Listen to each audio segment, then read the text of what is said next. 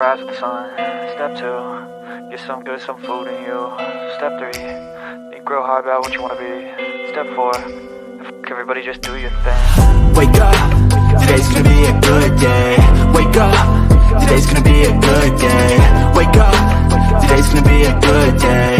Wake up, today's gonna be a good day. Wake up, today's gonna be a good day. Wake up, today's gonna be a good day. Wake up, today's gonna be a good day. Wake up, today's gonna be a good day. Yo, set your affirmations, aspirations. I got shit to do, the aftermath of preparation. Good food, good mood, blood in circulation. One step at a time, yeah, that's how you make it. Set a goal you control and the steps you take them. I try to pick one thought, have some concentration. And if I make a mistake, it's called education. I try to do this every day, call it replication. Wake up, today's gonna be a good day. Wake up, today's gonna be a good day. Wake up, today's gonna be a good day. Wake up, today's gonna be a good day. Wake up, today's gonna be a good day. Wake up, today's gonna be a good day. Wake up, today's gonna be a good day. Wake up, today's gonna be a good day. Life ain't easy, yo, I think there's a reason though. Ups and downs, just like every different season, yo. Sometimes I'm high, other times I'm barely breathing, though. I always gotta fight and hide from the demons, yo. Negative thoughts are poison, they rot. Head full of flaws, so here come the clouds. They'll never stop unless I can swap all the bad for the good in my head when I'm lost. Yeah, so I'ma fake it till I make it. Positive thoughts are overtaken, I got patience. One day at a time is how you operate a cadence. A flow, you grow, you show yourself a foundation. Stay away from all the shit that causes temptation. I know that I like to do it cause of sensation. I live my life in my head like a narration. Don't expect greatness, do my best, man, I'll take it. Wake up, today's gonna be a good day. Wake up, today's gonna be a good day. Wake up, today's gonna be a good day. Wake up, today's gonna be a good day. Wake up, today's gonna be a good day. Wake up, today's gonna be a good day. Wake up, today's gonna be a good day. Wake up, today's gonna be a good day. Wake up, really gon' rise with the sun. Step 2, get some good, some food in you. Step 3, think real hard about what you wanna be. Step 4, everybody just do your thing. If you don't like me, but you keep watching my shit, you're still a fan. I can't even begin to explain how many individuals I have on my social media right now talking shit about my message, about me, about how I look, about the individuals I surround myself with who don't follow me, don't like me, and don't actually want to see me succeed. But you still here, homie, so you still a fucking fan. And if you just took your focus off of me, off of my life, my accomplishments, my daily tasks, you would probably already be successful.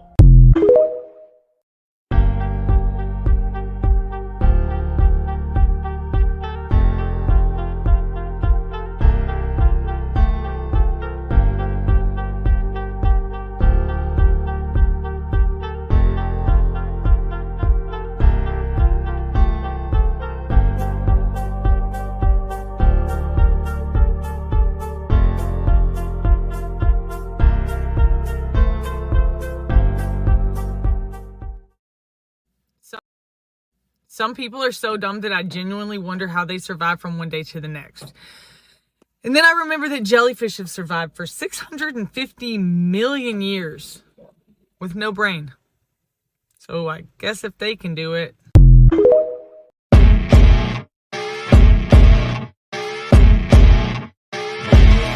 As you wake up in the morning, you want to find the latest, greatest information about criminal cases and have an intuitive conversation about the suspects associated with these cases. Head over to the Bullhorn Betty channel on YouTube.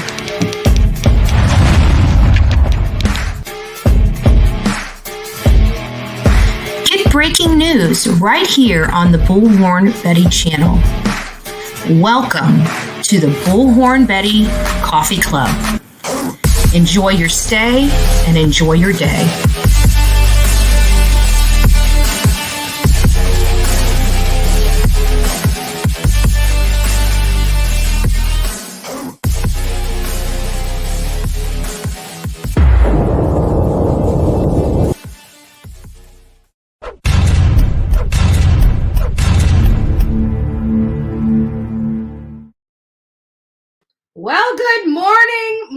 coffee crew. I'm up. I'm feeling better. Doing better. Life is great. Moving stuff in the right direction for 2023. We've had a huge kickoff of the 2023, completing some of our goals, starting some of our goals.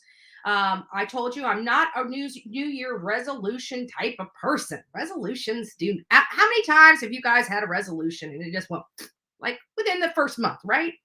So I always find that instead of resolutions, goals and meaningful goals and goals that are set up and have, I want to do this by this date. I mean, it is very strategic and it has metrics that make sure I am, following the goals. Now, do I hit every single goal every single year? Of course not.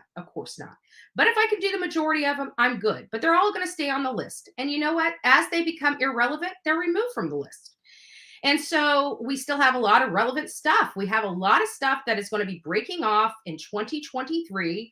I'm back into handling some county business because I'm going to be needing my county for a few initiatives that we here on the Bull Horn Betty channel are going to need, and if you know anything about politics, if you're going to get anything, you got to give something, right? Nobody likes to believe it. It's not a quid pro quo here or anything like that, but you got to be present. They've got to know who you are. They got to know your face. They got to see that you're there. They're not going to pay attention to somebody that pops up in a meeting one time, right?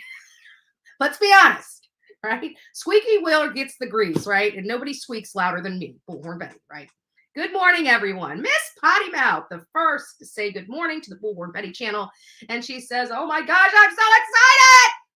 She does. Everybody's excited. Finally, right? Finally. But there is a catch. Of course there is. There's a catch. You guys get a sneak preview here. It is an hour-long video. So we're only going to sneak peek. So how I think this is going to work is we're going to do a sneak peek here. We're not doing it right away. We're going to talk. We're going to, get up to it. But we're going to get a sneak peek. And we're going to bring Olivia on. We're going to talk to Olivia. We're probably going to play the video. We're going to discuss, some of the things. And then right before we sign off here, so in about an hour, hour and a half, right before we sign off here, we're going to be dropping that video in its entirety on Chronicle of Olivia's YouTube page. Okay. So I want everybody, and you guys will know when to go. I'll say go.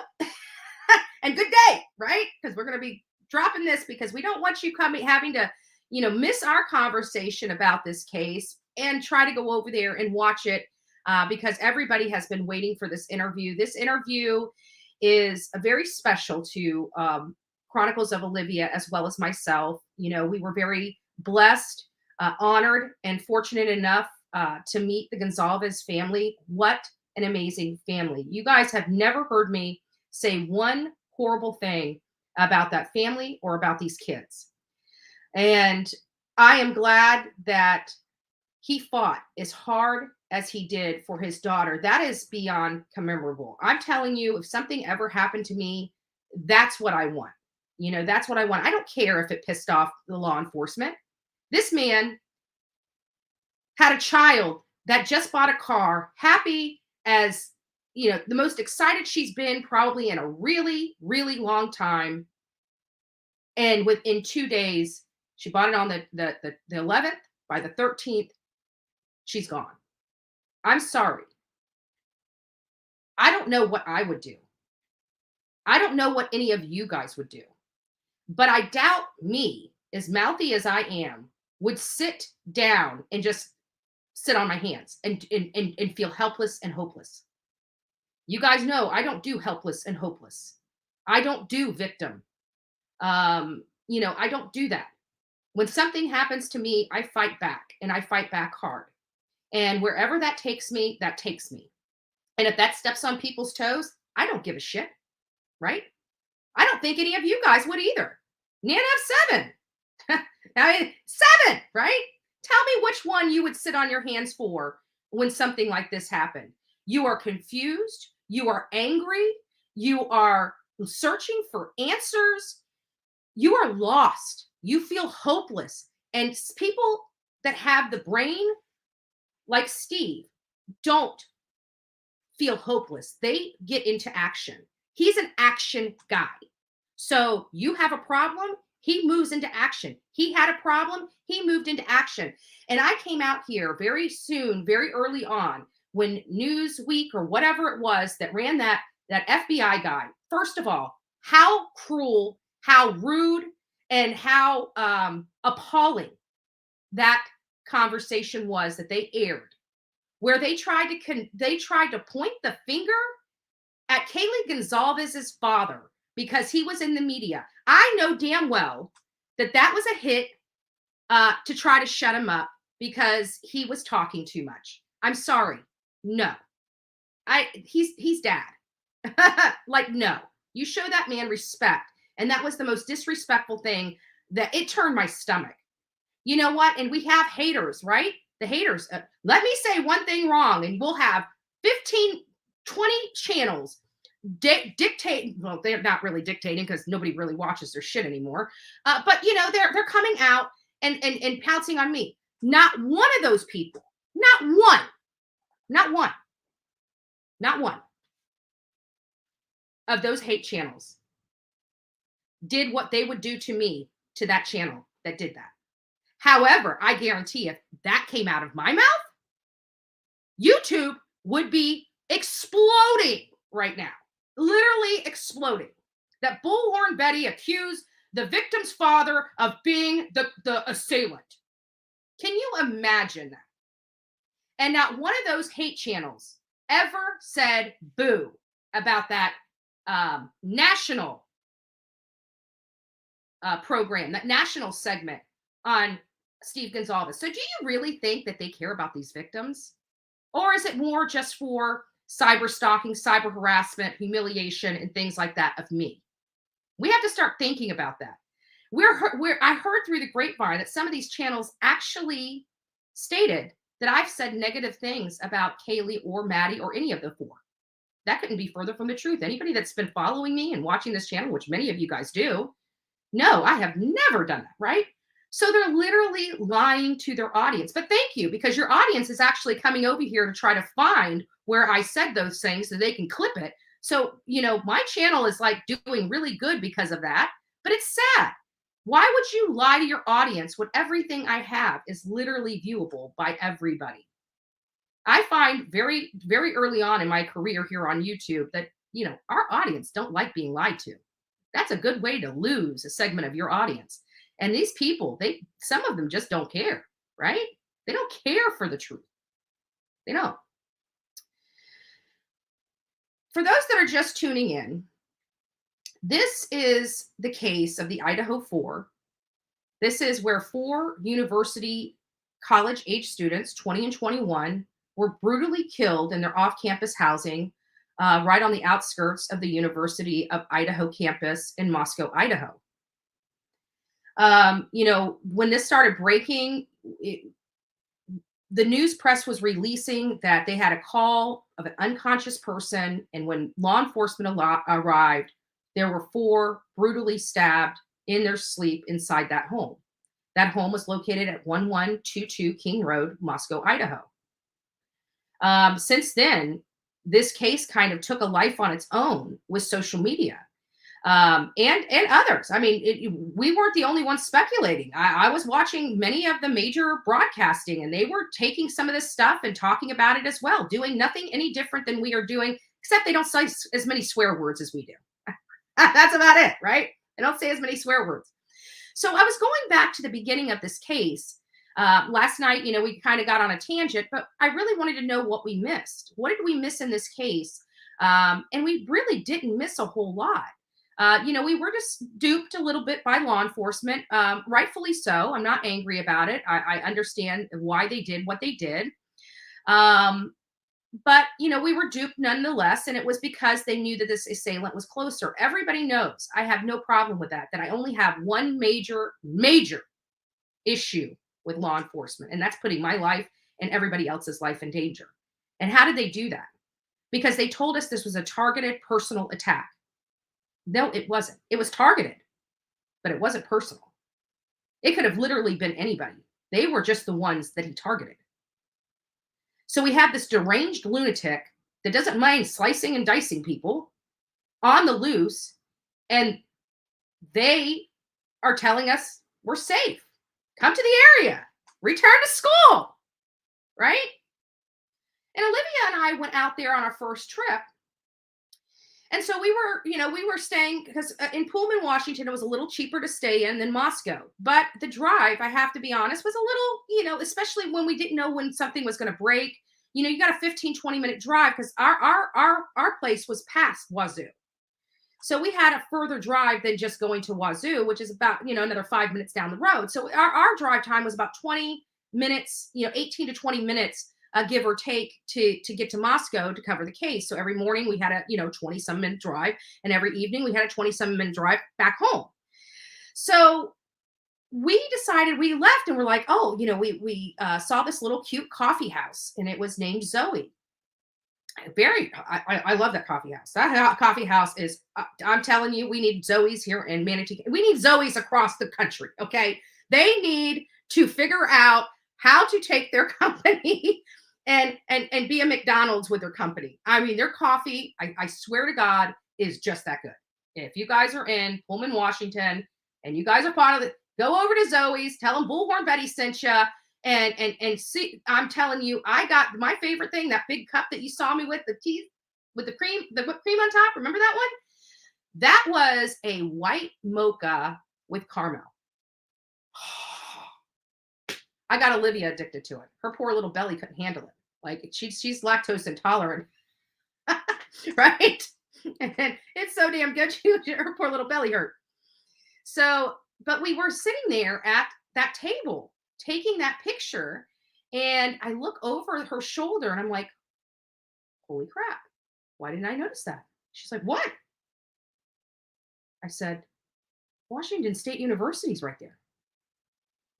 Oh yeah, it's like only 9 minutes away, or 9 miles away, or something like that. I'm like, Olivia, they're looking for a college age student. This university is right here. I said, I walked out the restaurant. I said, I'm going over here. I'm going to take a video. Are you freaking kidding me? Somebody, the assailant could be here. And she's like, oh my gosh, you might be right. So her and I decided to finish our cup of coffee, and we ended up walking. We didn't even drive over there because we were just across the street. We ended up walking over there. And I'm like, maybe it's because we were still thinking it was frat kids and stuff. That's what rumors were having. So I'm like, could it be whatever they do, when they come together, what is it? Rivalry, college rivalry.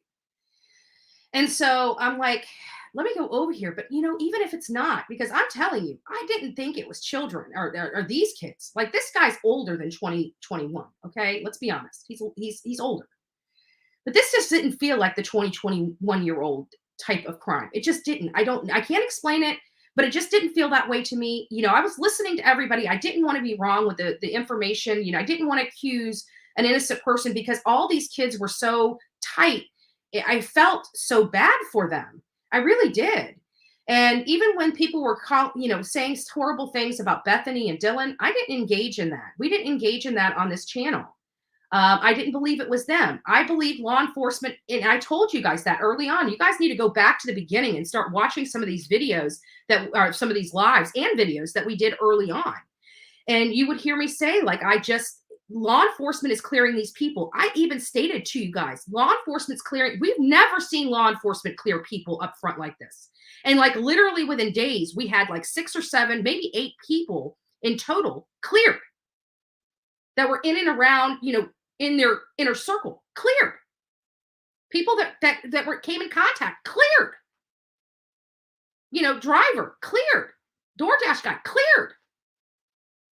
And everybody's like, why are they clearing, and we were all like, maybe they're clearing people too fast. They got to be clearing people too fast. They got to be clearing people too fast, Bugs, right?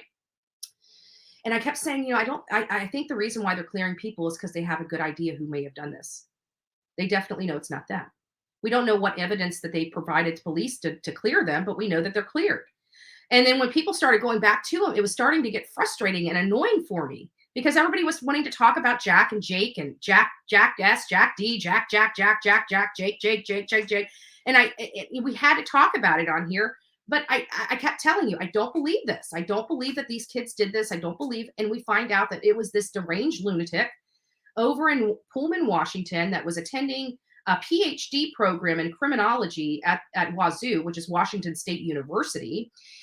And we're just like, what? Because you guys remember, almost 6 weeks ago, I came on here and everybody's like, who do you think did this?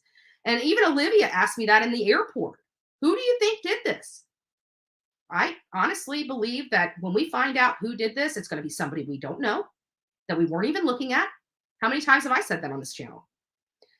This is a person that was probably had some problems in his past, a disappointment to his family. We found out he was in and out of rehab and caused problems in his younger years. I said that this guy, this is not, a sexually motivated type of crime, that this was probably more in line with power. And I used that specific word, power.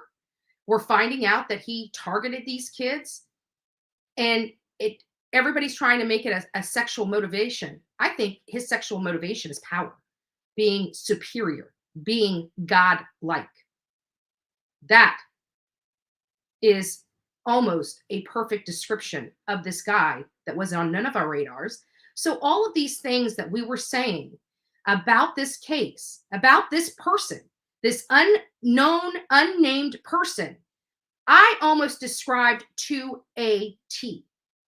A T. I did, and I said, I know what person we're looking for. I just don't know their name. And lo and behold, not only was this person from Wazoo, this person was almost a spitting image of of who I thought this person would be. So it's a little crazy. I was shocked, because sometimes you look at these things and you try to problem solve and use critical thinking and use all of your experience and all of your knowledge to understand this and apply it, but you never know because it's still speculative.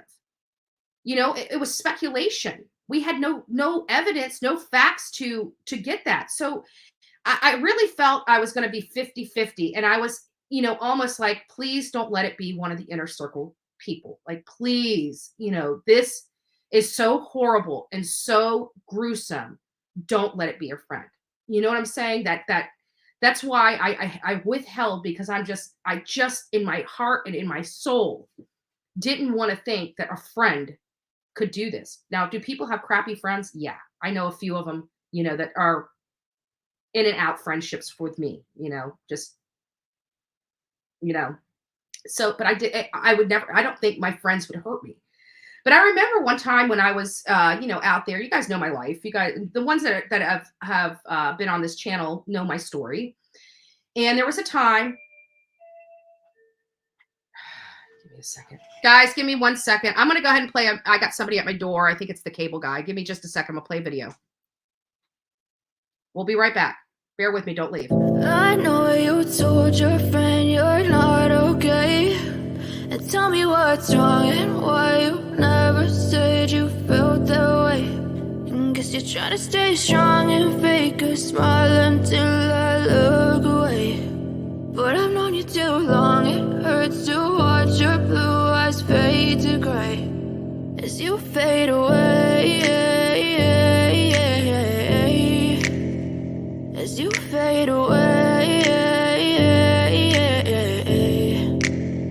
Yeah, I'm about to fade away, cause every time I wake up I feel like it's Monday. Something's going wrong with all the chemicals up in my brain. All of a sudden I don't look at anything the same way. Gotta build up of my thoughts sitting in an ashtray. I'm sorry that I'm so inconvenient, okay. Just let me be me and I'll stay out of your way. I can see the way you look at me, I'm such a disgrace. I never really asked to be brought into this place. You wanna love me? Well then baby I have a taste. All the highs and the lows, no you'll never be the same. I don't really wanna hurt you, but I can't control the pain. If you're sticking by my side, maybe we could be be okay. Okay, maybe you could be the change I need today. I promise that I've never felt this way. I really hope that you will choose to stay through all the pain. I know you told your friend you're not okay, and tell me what's wrong and why you never said you felt that way. And guess you're trying to stay strong and fake a smile until I look away. But I've known you too long, it hurts to watch your blue eyes fade to gray as you fade away. As you fade away. Okay, sorry about that. Roofer! So in just a few minutes, we're going to probably have to take a pause again once he gets up there and checks the roof out and gives me an estimate. My head's already hurting. I gotta be honest with you, my head's already hurting. So is the roofer. We got the roofer here. Bullhorn Betty's getting a new roof. Yes. Oh, and that's another thing. Like what? I have never intentionally misled my audience ever. And when I come here and tell you that Ian did damage to my roof, I am not lying when I say Ian did damage to my roof, right? So they're coming out saying, oh, she's trying to pay. I never asked for a dime for my roof. We talk about everything on here. We were talking about Irma. I went through a flipping hurricane. I was telling you guys the damage. I got a down tree, down fence, and a roof that's missing. And they're like, oh, the roof is missing. Her roof's there. It's like, dude, you realize the roof is the shingles, right? Like they have different,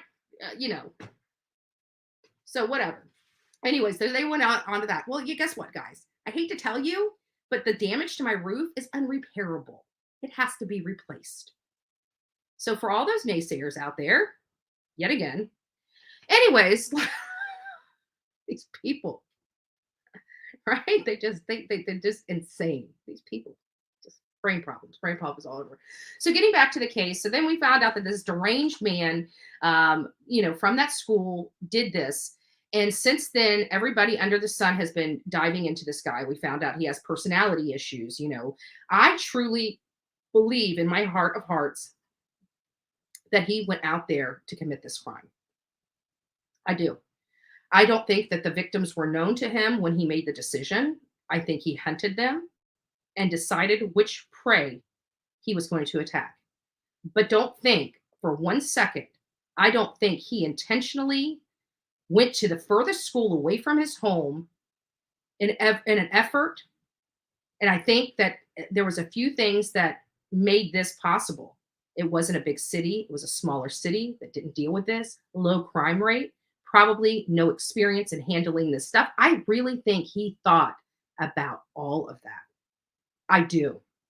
I truly think he thought about every single aspect of this.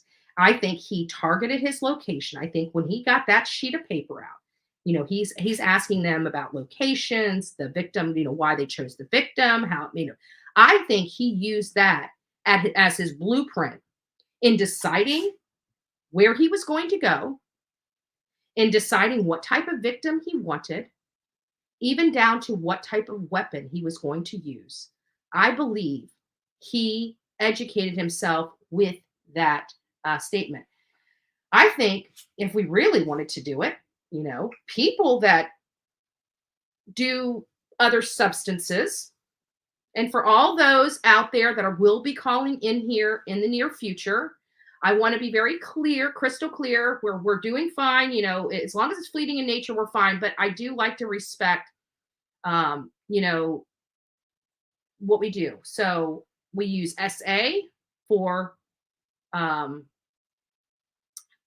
the X assault, right? So we use SA, ST for the X trafficking. We use H for a substance that is usually injected. We use, like Coca-Cola, Coke for other stuff.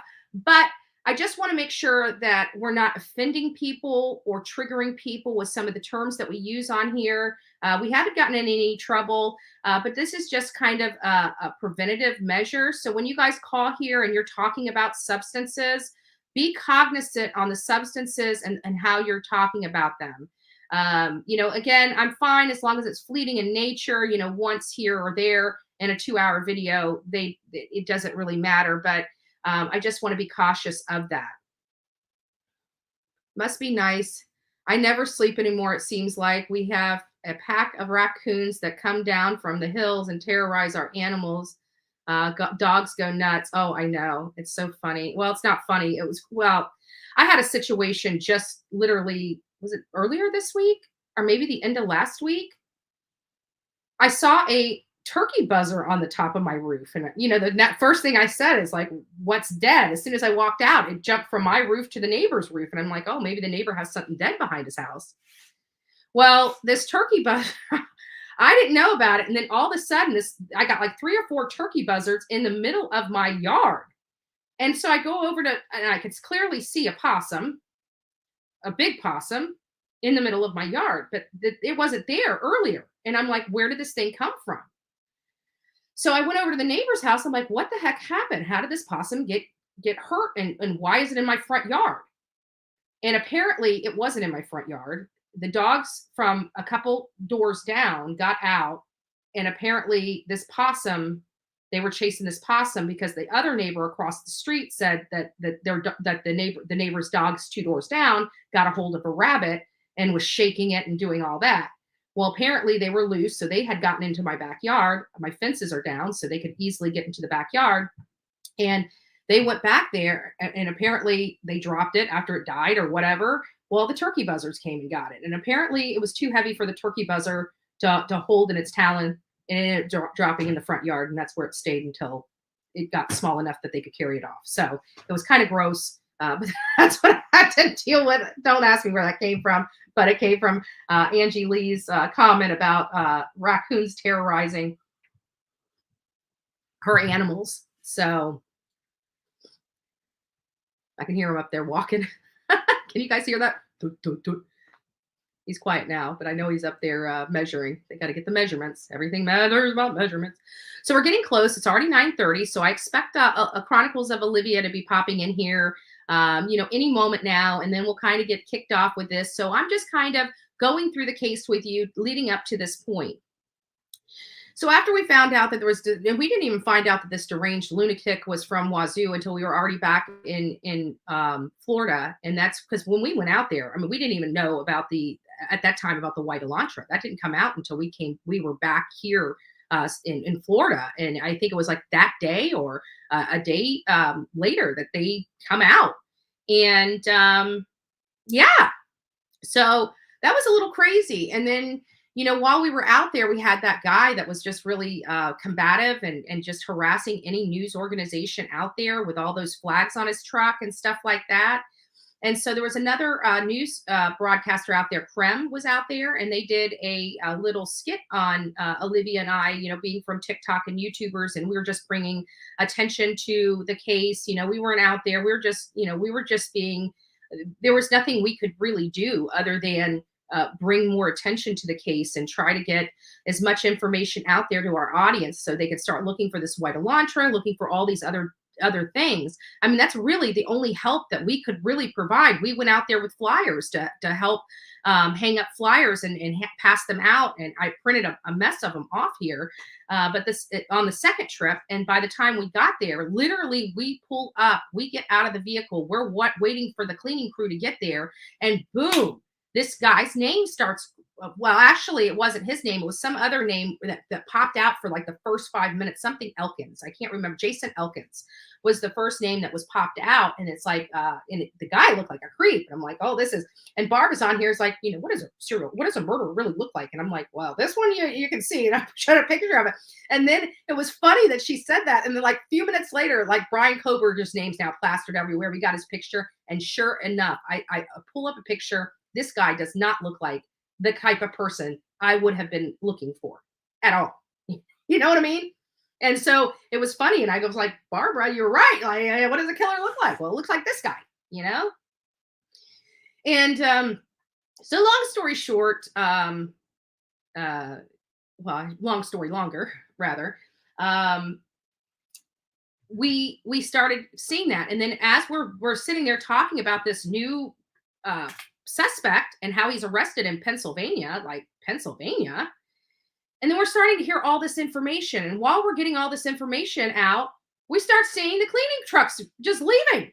I'm like, oh, okay. Well, they must have had to just put oxidizers. I'm thinking, why did they set up the tent and put this big old barrier and stuff like that up just to roll in some oxidizing machines? And, I figured they were trying to neutralize the chemicals, or, I don't know. I mean, I don't know how to do crime scene cleaning. I don't know what process goes into it. So I thought they just dropped some stuff off for their cleaning and they would be back the next day or later that day to finish up. I was thinking, man, that's an awful lot of people coming in here for just that little bit. And then we started learning that the defense had actually went to the courts and got an injunction for them to stop the cleaning so they can preview the crime scene. And so now I don't even know if that crime scene has been released or if it's still under lock and key and still has a security person, whether it's from the Mascow Police Department or a third party out there still sitting on the house. I don't know. I haven't looked. I haven't checked. I'm unsure. I think they're still there because I think Nancy Grace was just there a few days ago. And Nancy Grace, wow, that's huge. Little late. We could have used you, earlier on. Just saying that, Nancy. You do bring a big crowd. When all this stuff was breaking off, it would have been nice to see you out there. But I'm glad she got to go out there and see the scene and everything like that. I love Nancy Grace. I love her personality. I love, her I don't give a shit attitude. And, this is what we need to know. And she has no problem condemning bad people. Who knew, right? Who knew that you could get so much hate for condemning bad people? Well, leave it to the assholes on YouTube. And there you have it. Nana of, bless his heart. What kind of pup? Okay, so we got pup talk. Oh, that's probably way earlier. That's at 8:40. Where are we? Oh my gosh, I'm like an hour behind on chat. Sorry, guys. I am so sorry. Let me see if I can catch some things in here, if I can catch some questions. I really plan on taking a shower for this live, but between breakfast and getting the kids started on homeschool. Oh, that's so sweet. I'm glad you homeschool the kids. I really am. Miss Lee, mom of 3. Love it. Love it. Sheila, thank you. Good morning to you as well. Let me keep going down, see if I can catch up a little bit. Dottie Gleason Art, thank you, Betty and Olivia, for all that you do. And thank you for sharing your interview with the Gonzalez family. Truly appreciated. Yes. And we're going to get a sneak peek just as soon as Olivia gets here. We're waiting for Miss Olivia. And she's up. I mean, and she's already up. She's already, well, I don't want to, tell her day, but, she's definitely up. Her and I were talking this morning, I think at like 6:45, maybe 7. So she's up. I know, that is so horrible. On a side note, before we get into this case and while we wait for Olivia, this was very heartbreaking to me because you guys know I was gone all day yesterday from 6:30 in the morning until 9:30 at night. I was running all day. I was truly exhausted. And I decided to go live because when I got home, I was wide awake. And then, of course, after I go live, I started winding down. I'm like falling asleep on TV. Right. But while we were talking, my mom was on. And she was, talking about something because there was a conversation in the chat about the snow and the ocular whatever thing that Brian Koberger was talking about. And my mother's had, eye issues and eye experiences and, bursts of flashes and stuff like that from a wreck that we had when I was a young kid that almost killed my parents. And long story short, she was going into that and somebody popped in here and said, rest in peace, Leslie Marie Presley. And I'm like, I stopped my mom. I'm like, oh my gosh, she died. And they said, yes, that is so sad. Those kids have no one. You got to remember, she had kids with Michael Jackson. He OD'd. She's dead with a heart attack. That's what they said. What triggered that heart attack? I don't know. So now those little children have no one. They lost their mom and dad. Everybody talks about, being famous and all this other stuff. You got to think their life is probably worse than yours. They just have a good way. They have people that make you think that their life is great.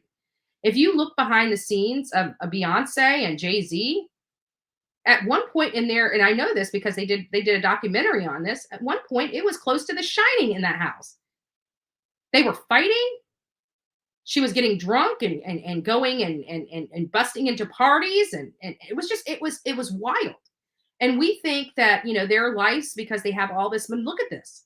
These children are probably the richest children in the world. And look at how much heartache and grief they have. Money does not buy happiness. Money does not buy, you know, goodwill. Money does not buy karma. You know, money does not buy life. Money does not fix a damn thing. You know what money does? It's a feel-good thing. That's it. We need to live off of, but that's it. It's a feel-good thing. I've met people that are the poorest people in the world that literally are dirt floor poor, have, you know, a few nickels in the bank, and they are the happiest people in the world. And then you see some of these people that look like they have everything and they are so miserable. And while I don't know what happened to Lisa Marie Presley, I definitely am praying for her and her family. And most importantly, those children that now have no mother and no father. Those are the first things I think about. That's the first thing that came across my mind when I heard of her death, is those children. And it's sad. Good morning. Good morning. Oh, and a big shout out to Pebbles and all my mods. My mods, they throw stuff in mod chats all the time. They are constantly feeding me with updated information throughout the day. I just want to say thank you so much. The reason why I'm calling out Pebbles is she sent me a bunch of stuff. And not only that, but it's just updates on a bunch of different cases. So I just wanted to touch base on those of information that we have coming in. Let me find it. So we have the whole Koberger thing. We have documentation about Leilani. I want to go ahead and pull this up real quick and show you, and then we'll get started. Let me call, let me call Olivia and find out, you know, how much longer she is going to be before she is with us. Give me just a second. Let me put this down like that. Push this up like that. I got to clean this office. This office is driving me nuts. I have finally just had it. So today I'm cleaning this whole office out. I'm packing up all the books. I might get rid of my, well, I might not get rid of my, my book shelf because Bill won't let me. What? Okay, thanks. I'm trying to get on. It won't let me on. Okay, let me hold on. Okay, we'll come over here into chat and I will put the link in. And of course it says Lincoln instead of link.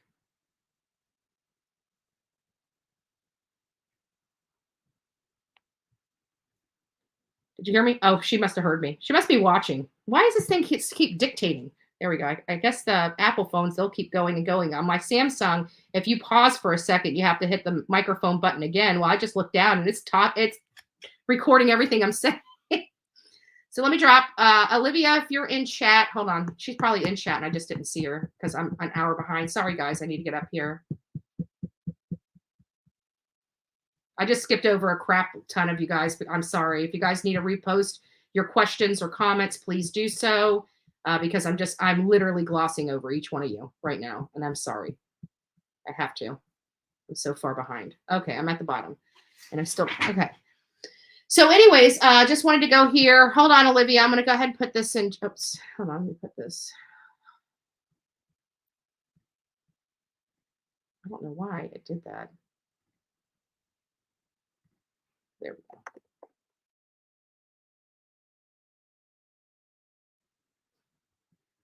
But while she's coming in, let's just go over this whole thing with Leilani real quick. I just want to read this. And this is defendant's request for discovery. Is there a way for me to put this bigger? No? Maybe that. There we go. And it says, coming now, Brian's, oh, this is not for, oh, I thought this was for I thought this was for Leilani. It's not. It's for Brian Kohberger. I thought there's one up there for Leilani too, but this is for Brian Kohberger, and it's defendant's request for discovery. And it says, come now, Brian C. Kohberger, by and through their attorney records Ann Taylor, public defender, and pursuant to Rule 16 of the Idaho Rules of Criminal Procedure, yada, yada, yada. So the request, Sharik Riker, this is for Olivia only. We're not taking people on here. It's only for Olivia. Olivia is going to be coming up. She is the guest on the Bull and Betty channel this morning. So please, if you guys see that link, do not use it. It is strictly for Olivia. Let me just write this in here. Olivia, I posted it in chat. Okay. Let me post it again for her. Guys, do not come in here. Please follow instruction. I know some people might want to. Maybe that was just an innocent oversight. But this is for Olivia to get into StreamYard. Oh, thank you. Okay, Olivia's finally here. So I'm going to read this before we get, oh, you look so beautiful today. Bright-eyed and bushy-tailed, my BFF. Hey. Woo. Hi, missed you. Hi, everybody. So I just got this document in, and so it was electronically filed on January 10th. And so I'm just reading it, and it's saying right here, they're asking for evidence and aforementioned constitutional provision, including but not limited to the following information, evidence, and material. This is what they're looking for. Okay. Statements of the defendant. Permit the defendant to inspect and copy or photograph any relevant written recorded statements by the defendant. Oops, let me get over here. By the defendant or copies thereof within the possession, custody, and control of the state, the existence of which is known or available to the prosecuting. If anybody else comes in here, you will be banned. I've asked you guys actually, I'm going to ban you right now because so that person's banned. Let's see. The existence which is known or is available to the prosecuting attorney by the exercise due diligence, and also the substance of any relevant oral statement made by the defendant, whether before or after arrest, to the peace officer, prosecuting attorney, or his agents, and the recorded testimony of the defendant. So she's actually asking, what statements did he make to law enforcement? She wants to see them, whether they're audio, visual, or written. Statements. Oh, here it is. Statements of co-defendant. Yeah, I was reading up on that this morning, but still, we don't know for sure. It doesn't really, does it suggest anything that there could possibly this is it. It says statements of co-defendant. Any written or recorded statements by co-defendant. And it's defendant. It's not even like, usually when you prepare this, you put like a parenthesis and an S and a parenthesis, when you're doing these things, and they have removed that possibility of plural. It says co-defendant, singular. Any written or recorded statement by co-defendant and the substance of any relevant oral statement made by co-defendant, whether before or after arrest, in response to interrogation by any person known by the defendant to be a peace officer, agent. Who is this supposed co-defendant? Are they trying to use this discovery to already poison the case? Already try to set up his defense and saying, hey, there's somebody else. Why aren't they arrested? Who are they? What statements did they make? Prior or during arrest. I mean, this is crazy. And it says possessing attorney which are otherwise relevant to the offense charged. Defendant's prior record, copy of the defendant's prior record, documents tangible and tangible objects, permit the defendant to inspect in any and all books, papers, documents, photographs, tangible objects, copies, and portions thereof, which are in the possession of the prosecuting attorney, et cetera, et cetera. Reports and examinations and tests, permit the defendant to inspect any results of reports of physical or mental examination, of scientific tests or experiments made in connection with the particular case that are in the possession of the attorney. Any state witnesses, provide written list of names, addresses, phone numbers. Now that's freaked me out. They better prevent that attorney from being able to share addresses and phone numbers with the defendant. And I hope that they protect that whoever witnesses right, because that's a little unnerving that You know, they have to get this information, but this guy's has already killed 4 people. Yeah. Yeah. So it's going over. Maybe we'll do this on another. We'll go into this a little bit more. But everybody was talking about this co-defendant yesterday, and I watched the preliminary hearing, and I'm like, "Where's this supposed co-defendant?" I couldn't. I watched the whole thing, and there was no co-defendant. I'll play that for you, and I'm sure you probably may have already seen it. Let me put this down because I want to use this later. Okay. Where's the co-defendant? Oh, here it is. I'm gonna play this for you so you can watch. It's only 6 minutes, and then we'll get to your video. Yeah, no, take your time. Yeah. Let me put Hi, this. everybody. Yeah, there we go. Here, this is what happened. So when I watched this, let me just give you some background. So I kept hearing about this co-defendant. I went on live last night when I got back here really, really late. I only went on live for a little less than an hour, and everybody was talking about this co-defendant. And then I get this video, and I'm like, and I kind of dropped the co-defendant thing because I'm like, I see nothing in here with co-defendant. So Pebbles sent me this document, and clearly it has a thing related to a co-defendant and a co-defendant statement. And that is a little problemsome for me. But let me let you watch this. Yeah.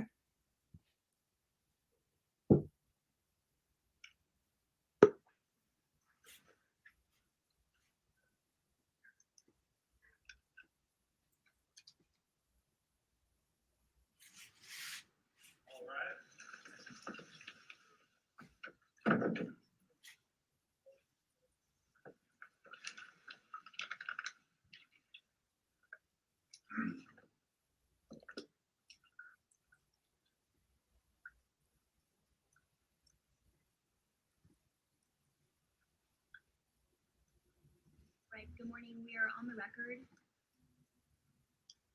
This is cause number CR 29222805. This is State of Idaho versus Brian Kohlberger. Can you guys hear that okay? Kohlberger is in custody. He is appearing here in court with his attorneys, Ms. Taylor, Mr. Logston, Mr. Thompson, Ms. Jennings appearing on behalf of the state. This is the time set in the matter for the preliminary hearing status conference. So I am going to inquire of counsel. Ms. Taylor, what's the status at this time? And people are, if you guys noticed, he's got a bunch of scratches right here on his face. We're trying to find out what those are, but we heard through the grapevine, it's rumored, not fact, rumored that it was a shaving incident, but I don't know. What I've heard. I'm going to go ahead and play this for you, Olivia. You're going to have to take over. Mike Roofer's here. Oh, okay. Your Honor, we are going to ask the court to set preliminary hearing out into June. We would request the 3rd or 4th week of June and probably 4 or 5 days for preliminary hearing. Mr. Kohlberger understands his right to a timely preliminary hearing, and he's willing to waive the timeliness to allow us time to obtain discovery in this case and be prepared. And Mr. Thompson, are you in agreement with that? The state has no objection to that, Your Honor. Ms. Taylor reached out to us by email yesterday with her proposal. On reflection, the state's calendar will be better in the month of July, but we will make the end of June work if that's the court's preference. And I haven't had a chance to talk to Ms. Taylor about that. I'm sorry, I know that's last minute. That's okay. The court's calendar is going to be better towards the end of June, early July. So would that work, Ms. Taylor, for your scheduling on your other matters? Your Honor, yes. If we take that 4th week in June, that's actually best. Okay.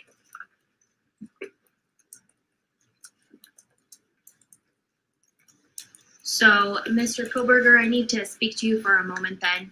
Sir, you do understand, and Ms. Taylor has represented here, that she's advised you of your right to have, or fully discussed with you, the right that you have, which is to have your preliminary hearing within 14 days of the date that you initially appeared before this court.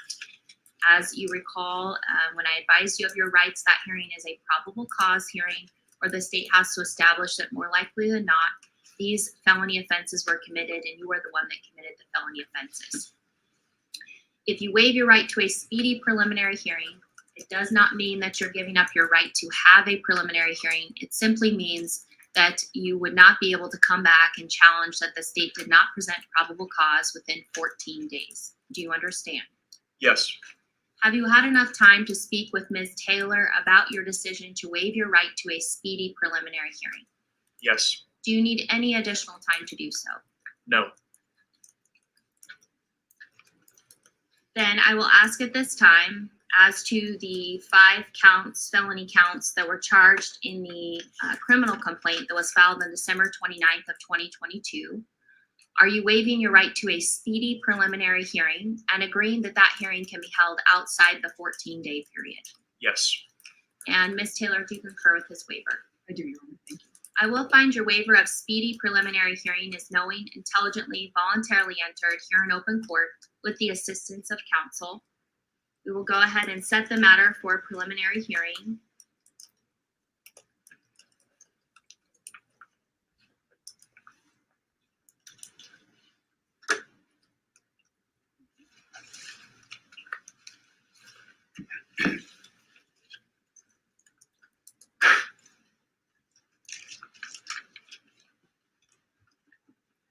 Beginning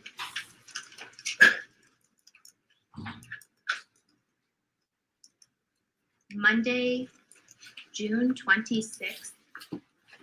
Sorry, guys. Sorry. Oh my God, I've just had 6 freaking stickers. God damn it. Sorry. Excuse my language, guys. Forgive me for my. We'll go ahead and reserve the week, so June 26th to June 30th. In the event that we need all 5 days for participation. And just so council knows, it will begin at 9 a.m. each of those days. All right. So sorry about that, guys. I thought it was over. I thought you were talking, to be honest with you, when I walked back into the movie. I didn't want to talk because I want people to listen to it. Yeah. So what do you think about that? Marks on his face. He's waving his speedy. Yeah. I knew he would, because nobody wants to rush this. Mm-hmm. Well, at first I thought maybe it was self-harm, but I'm starting to think really it is shaving the nicks on him. But I didn't think they really. Well, of course, like they have to allow people to shave. But yeah, no, they would have had an officer. If he's under an officer would have had to provide him the razor, allow him to shave, and take that razor back. Yeah, exactly. But this was actually the first time that I've heard his voice. Like, just he all he said was yes and no, but it's just so weird, like just seeing him so close up, and like he looks like Ratatouille. For I don't know why, but like I just like picture him as like he just I don't know. I just get weird vibe. I just don't like him. Yeah, no, he's definitely a weird character. Yeah. I just got my estimate for my roof. Oh gosh. Sit down. You're sitting. $10,709, and if I go with the PBR metal, $17,399 for this little ass house to get a roof on it. Oh God. I about fell over. I was expecting like 7,800. Yeah. 8,000. That's a lot. That's a lot. It's a lot. So I'm gonna see. I got another roofer coming. This is a friend. This is one friend, and somebody in the industry, because I used to use these, but it just shows you how high materials. I got an estimate from them back in 2018, and my estimate was like $8,800 for a metal roof to be put on my house, and now it's $10,800 to have a metal roof put on my house. So from 2018, in 4 years, our inflation has gone up $2,000. Oh my God. Yeah. Oh, and just before the haters, hold on, let me put this up because I don't like showing receipts. Let me put this down so they don't get any information. I don't like showing receipts. Make sure there's no viable information on here. Right there. Oh man. Major damage. Yeah. That hurricane. Well, guys, shall we start talking about? Yeah, let me go ahead and get you geared up here. Absolutely. So how's your day been, honey? Pretty good. Awesome. My kids love off to at hear. school.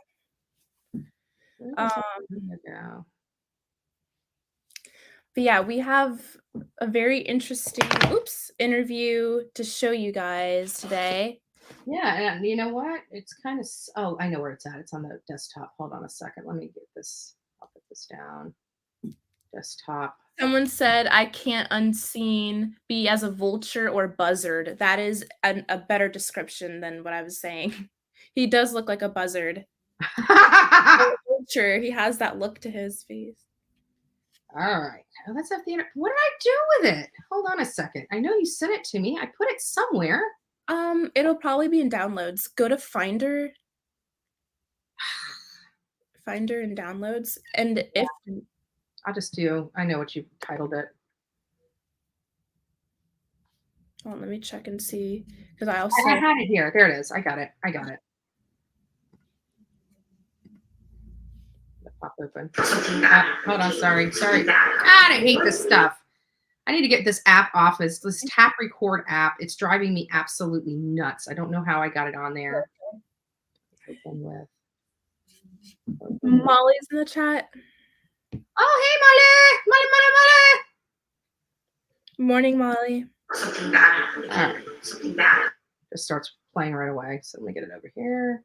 We're almost here, guys. Just bear with me. Almost there. All right. If everybody is ready. Oh, Molly, go lightly up there. Hey, Molly. Let me make sure it's the real Molly because I need a flag. Oh, right. Hold on. You know, these people suck. Let me find you, Molly. Just bear with me. I got to find you because I don't know if you're mod over here or not. There it is. No, she's not. Let me do this. Okay, there we go. Can somebody check and confirm that that's the real Molly? I believe it is. Molly, if you want to come on up and talk about the case. We're about to do a sneak peek of this. There you go. If you want to come up. All right, guys, without further ado, let me get the banners off. All right. If we're ready, are you guys ready for this film to start? Are you ready? Put a 1 in the chat if you would like to see the sneak peek of the interview. I'm not doing anything until I see this whole thing lined up with thumbs up for this particular segment. Yes. Thumb it up. Okay. We have thumbs yet. I don't see thumbs. Do you see thumbs? I don't see thumbs. Olivia. Oh, just I'm teasing, guys. I'm teasing. Okay. All right. Now we see all the ones. All right. Without further ado, I'm going to play. Something bad happened to Kaylee. Something bad happened. Well, what do you mean? And she's like, I think Kaylee's dead. She had an interaction with a date. Don't let it die. You need to be vocal. We went and investigated. Adam is about her. Half of it, like they almost like became to us like two halves of a whole.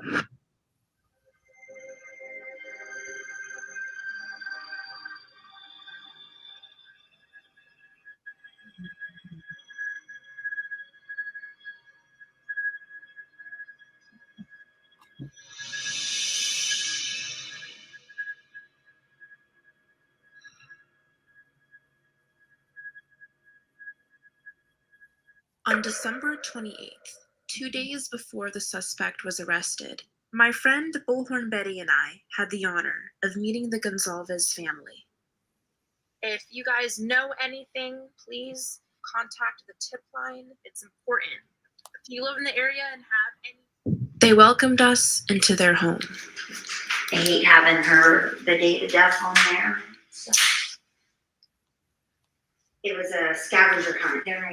Getting frustrated, don't blow a gasket, head to the link to get your Easter basket. She did a, yeah. Another person who was broken by the news of Kaylee's passing is her ex-boyfriend, Jack Decor.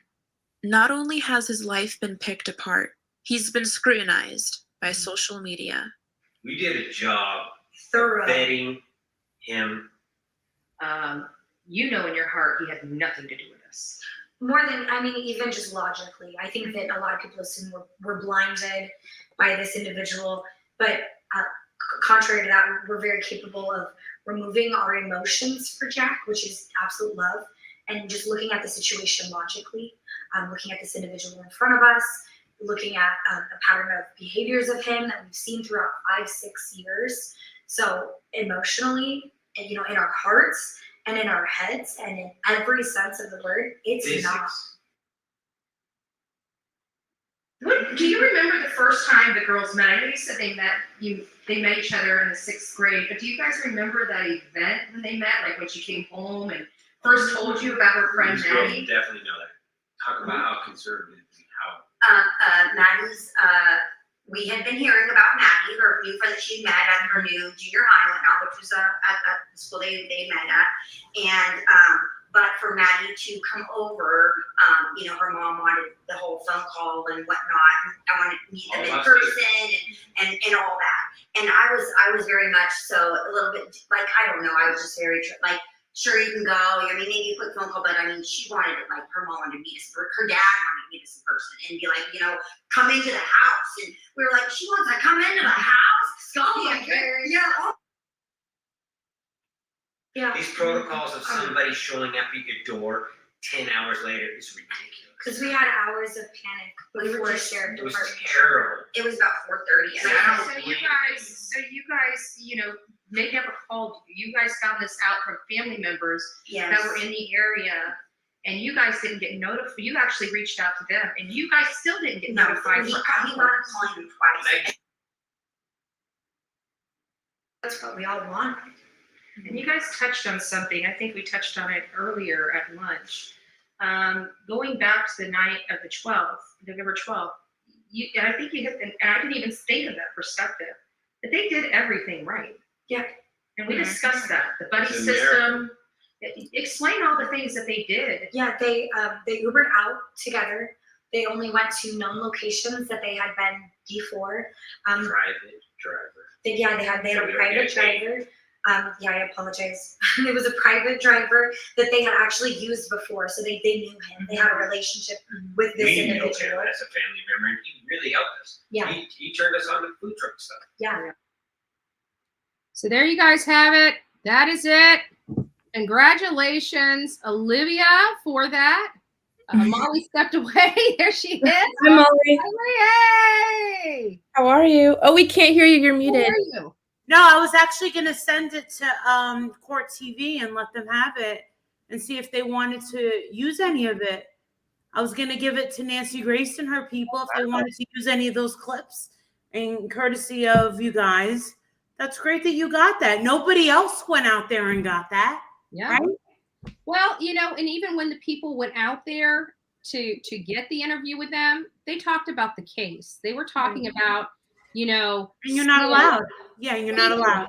And things. Yeah. I think, well, Olivia, what was your takeaway, when we went to that house? Just explain your forethought, your thoughts, and then Marissa, I want to get you into this now that you see a little bit about it. We talked about Kaylee and Maddie mostly in this interview. So Olivia, why don't you explain a little bit about what we were dealing with at the time? Well, so in terms of like how this all came about, because most people don't really know the story, when we were first in Idaho a few weeks ago, we were driving in the car. That's when I remember you said that I kind of screamed a little bit. So it was because I was. She almost made me wreck the car. Let's be honest. We're about the side of the road, but no biggie. So I checked my email, and usually when we're doing a case and we're physically at the location, my email is blowing up. Right now it's not really blowing up, but when we're out there, it's just nonstop. So sometimes I don't really check my email because it's too much, or I wait till the end of the day. But I happened to look down at my phone and just look at my email, and it said Gonzalez, like an email with the word Gonzalez in it. And it said, it had a number, and it said, let's talk, or something like, if you want to talk, here's my number or whatever. So I messaged one of Kaylee's sisters that I talked to on Instagram, and I was like, hey, is this your dad's phone number? And she was like, yeah, that's Steve's. So I knew for sure it wasn't a troll. And then from that point on, I would speak with Steve just regularly, and just about the case and things like that. And then we were invited into their home, and it was just very bittersweet. And it's personal because it's their home. They don't just let anyone into their house. And they have that big poster of Kaylee when you walk in the door, and and you'll see more of that in the video. But it's just and this happened before Brian's arrest. So that's another thing people have to remember, is that this interview wasn't just filmed yesterday or this week. This was pre-Brian Kohberger. Yeah, this So was this is 2 days before you saw me. This is before we saw each other. Because I remember when we were in the kitchen, you said, Marissa, should I wish them a Merry Christmas? Should I wish them blah, blah, blah, blah, blah? And I said, I bet you they're getting an overload. Mm-hmm. Yeah, I know what you mean. Yeah. But yeah, you guys were on edge about everything. And I'm so glad that you guys went back when you did. Mm-hmm. Like everything was aligned. Like that whole meet and greet. You jumped out of the car and said, Marissa, is it okay if I just not go? And I was like, no, we show up for the people that love us. And you went, oh, and then you were vaping too. Oh, I'll go. Because we had to get up at 4:30 in the morning. We're leaving at 7 o'clock at night. I was like, oh, and guess what? The stars all aligned, and none of us went, and we all got on and guess what? We all were at the airport at the same time, going different directions, and everything kind of worked out. And I remember when you said, Marissa, I'm kind of worried, we should have known something by now. We should have known something.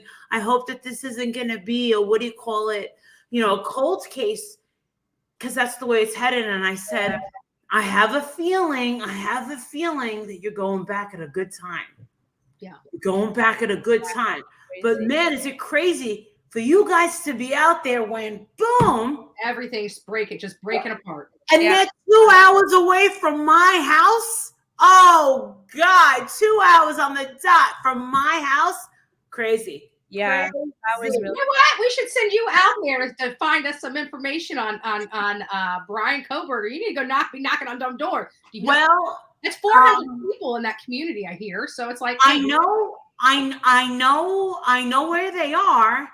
They are in a gated community. They are in a very small community.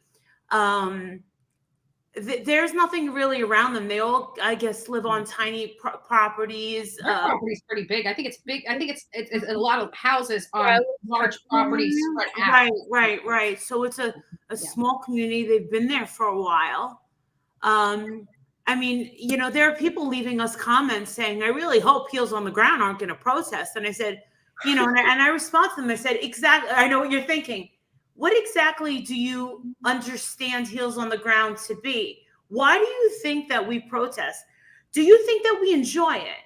Do you think that we want to do that? Do you think that this is fun for us? It actually costs us money. It's a last-ditch effort. Yeah, we protest. It's a last-ditch effort to have the voice be heard. Yeah, and it's also there are also major pressure campaigns.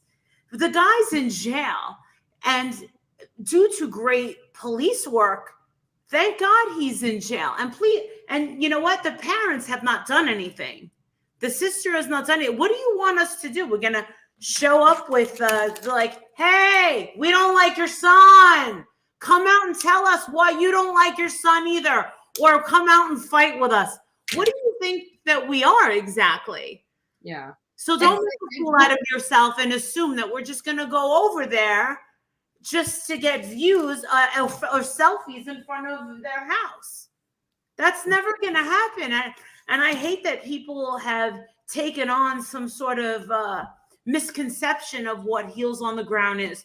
I guess we're just a bunch of big mouths, because that's not. You know what? We bring the heat. Whenever we walk into town, at the end of the day, guess what? Every person on YouTube is talking about us or the case. Yep. It doesn't matter. That name is everywhere. And guess what? Great things have happened.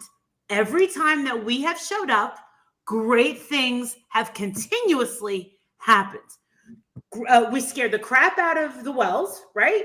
Mm-hmm. What happened with today? Guess what? The balls were already in motion with Quentin Simon and his mother.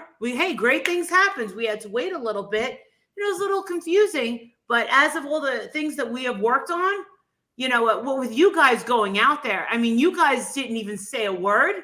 And guess what? It got to a point where you can't say a word now anymore. That's the way YouTube has made it. Because you just want to send crackheads out there. You just want to send crackheads out there to get in the middle of the work. Guess what? You guys have proved that you're not going out there to party and stay in nice hotels. You're doing work. You guys got a great interview with one of the victims' families. You know, Steve is a great guy. He is. His family is great. And God bless these people. You guys got up and went out there.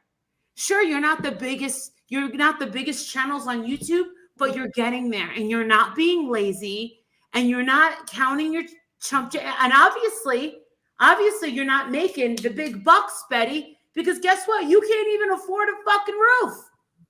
I'm thinking, you know, maybe it went up to, maybe I'm gonna have to pay $9,000 for the roof this year. Mother Nature is gonna make sure the bullhorn Betty is not cashing in as a tragedy pimp. Mother Nature's taking care of that, right? I mean, it's the truth. Okay. So no, I think that what you guys have done with this one especially, and no hesitation. And in the middle, I want you guys to know, in the middle of all this, right? When I was in the Key West airport and I had just stumbled over because I found out that the baby, Quentin Simon's mother, the grandmother, that the mother would have been arrested. At that same time, Bullhorn Betty sent me a message saying, Olivia wants to go to North Carolina. And I said, let's go, for the girl that was beaten up by her friends in Mexico. And they were. What was her name? What was her name? Olivia. Shanquella. Yep. Yeah. They, and you want to know something? I was on the phone with Vinnie Politan. He said, Marissa, nothing's going to happen with that case. And he was right. And then he said, Marissa, our feet are in. He said, our feet are in Idaho. Yeah. And when he said something like that, and then I showed you the screenshot, he said, Marissa, this is the big one. Let me tell you something, people. Every single person that dabbles with true crime, they're talking about this case. Mm-hmm. Nobody owns this case.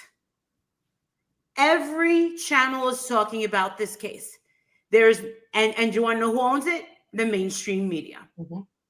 And you want to know something? You're right now. I also came across, I just want everybody to brace themselves for what I'm about to say. I'm definitely not going to say their name, but there's a channel that basically nobody has heard of. I sent you guys this video yesterday. I've never heard of this channel before, but they sent it to me and they said, because of the likes of Bullhorn Betty and Molly Golightly and Chronicles of Livia that have made it this new thing to go out there. You're damn right we did. They're also spreading a rumor that my Ethan Chapin, that Burger King chopped off his genitalia and put it in his mouth. I don't believe that. I don't believe that either. Mm-hmm. But guess what? You're going to get jerk-offs. You're going to get assholes that are so hungry to build a channel that they would make up of something so macabre. Oh my God. That they would put that on the internet. Absolutely. Wild. And that's what's been going on. And that's why I say I'm about to drop a video here on Athena Brownfield. I haven't dropped it yet, but I'm going to be dropping it after here. And this is going to be related to, you know, this little kid going out. But one of the things is I'm already hearing rumors about this case too. And it's like, you know, and at the end of that video, I said, you know, we got to be careful what we take as fact and fiction here, because in this day and age of YouTube, which is disgusting. And, you know, it's these things, you know, obviously social media is going to be around for a while. And so now it's time to start taking action and trying to make sure that this nonsense that's going on here it comes to an end. It's going to take a while, but it's going to come to an end. I guarantee it. Oh, absolutely. And we've honestly, as adults and people with brains and we should be responsible with the things that we put out there. Mm-hmm. There's nothing that suggests that happened to Ethan Chapin. No, nothing. Sure enough, later on, when there's some sort of discovery or there's more stuff that's put out, I really hate to think that something like that would happen to that poor kid. I will fly through my computer. Mm-hmm. I will go to that courthouse and lose it if I find out he went that hard on those innocent children. If that could have been a fact, but I don't think that was a fact at all. But this is what these people do. This is what these people are putting out. It's one thing to speculate, but to say something so disgusting and then say, oh, but that's just what I heard. No, that's not something that you heard. Come on. You're doing it for shock value, and then you're covering it up with, oh, yeah, but that's just something I heard. No, it's not. You're disgusting. Yeah. Yeah, that's awful. So, not Olivia, Marissa, what do you think, now that you've had an opportunity to kind of dive into the case, check it out, what are your thoughts about all of this? I think it's only just begun. Mm-hmm. I think it's going to be a long, long road. And I think that because I didn't really I just kind of dove in. I didn't just just go into the beach with it. I kind of just jumped in with the sharks. I think that, yeah, the mother really creeped me out. I think a lot of it really creeped me out. And you want to know something? I did stick up for Dylan with the fact that she was at Starbucks. And, you know, if she didn't call 911 for an extended amount of time along with the other girl, Bethany Funk, I'm sorry, but a lot of people are not shaking that part off.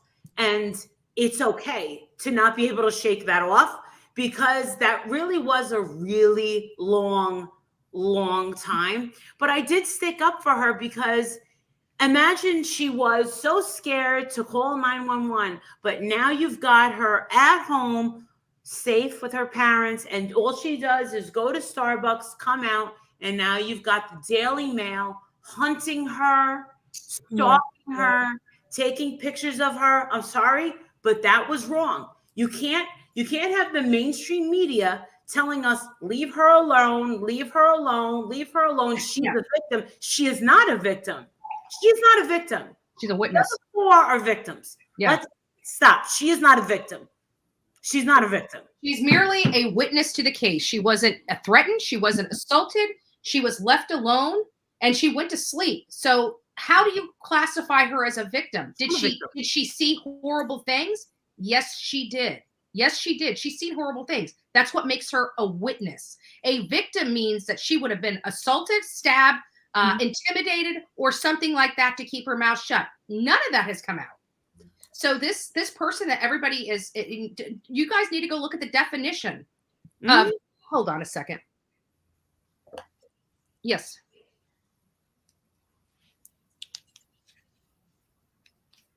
It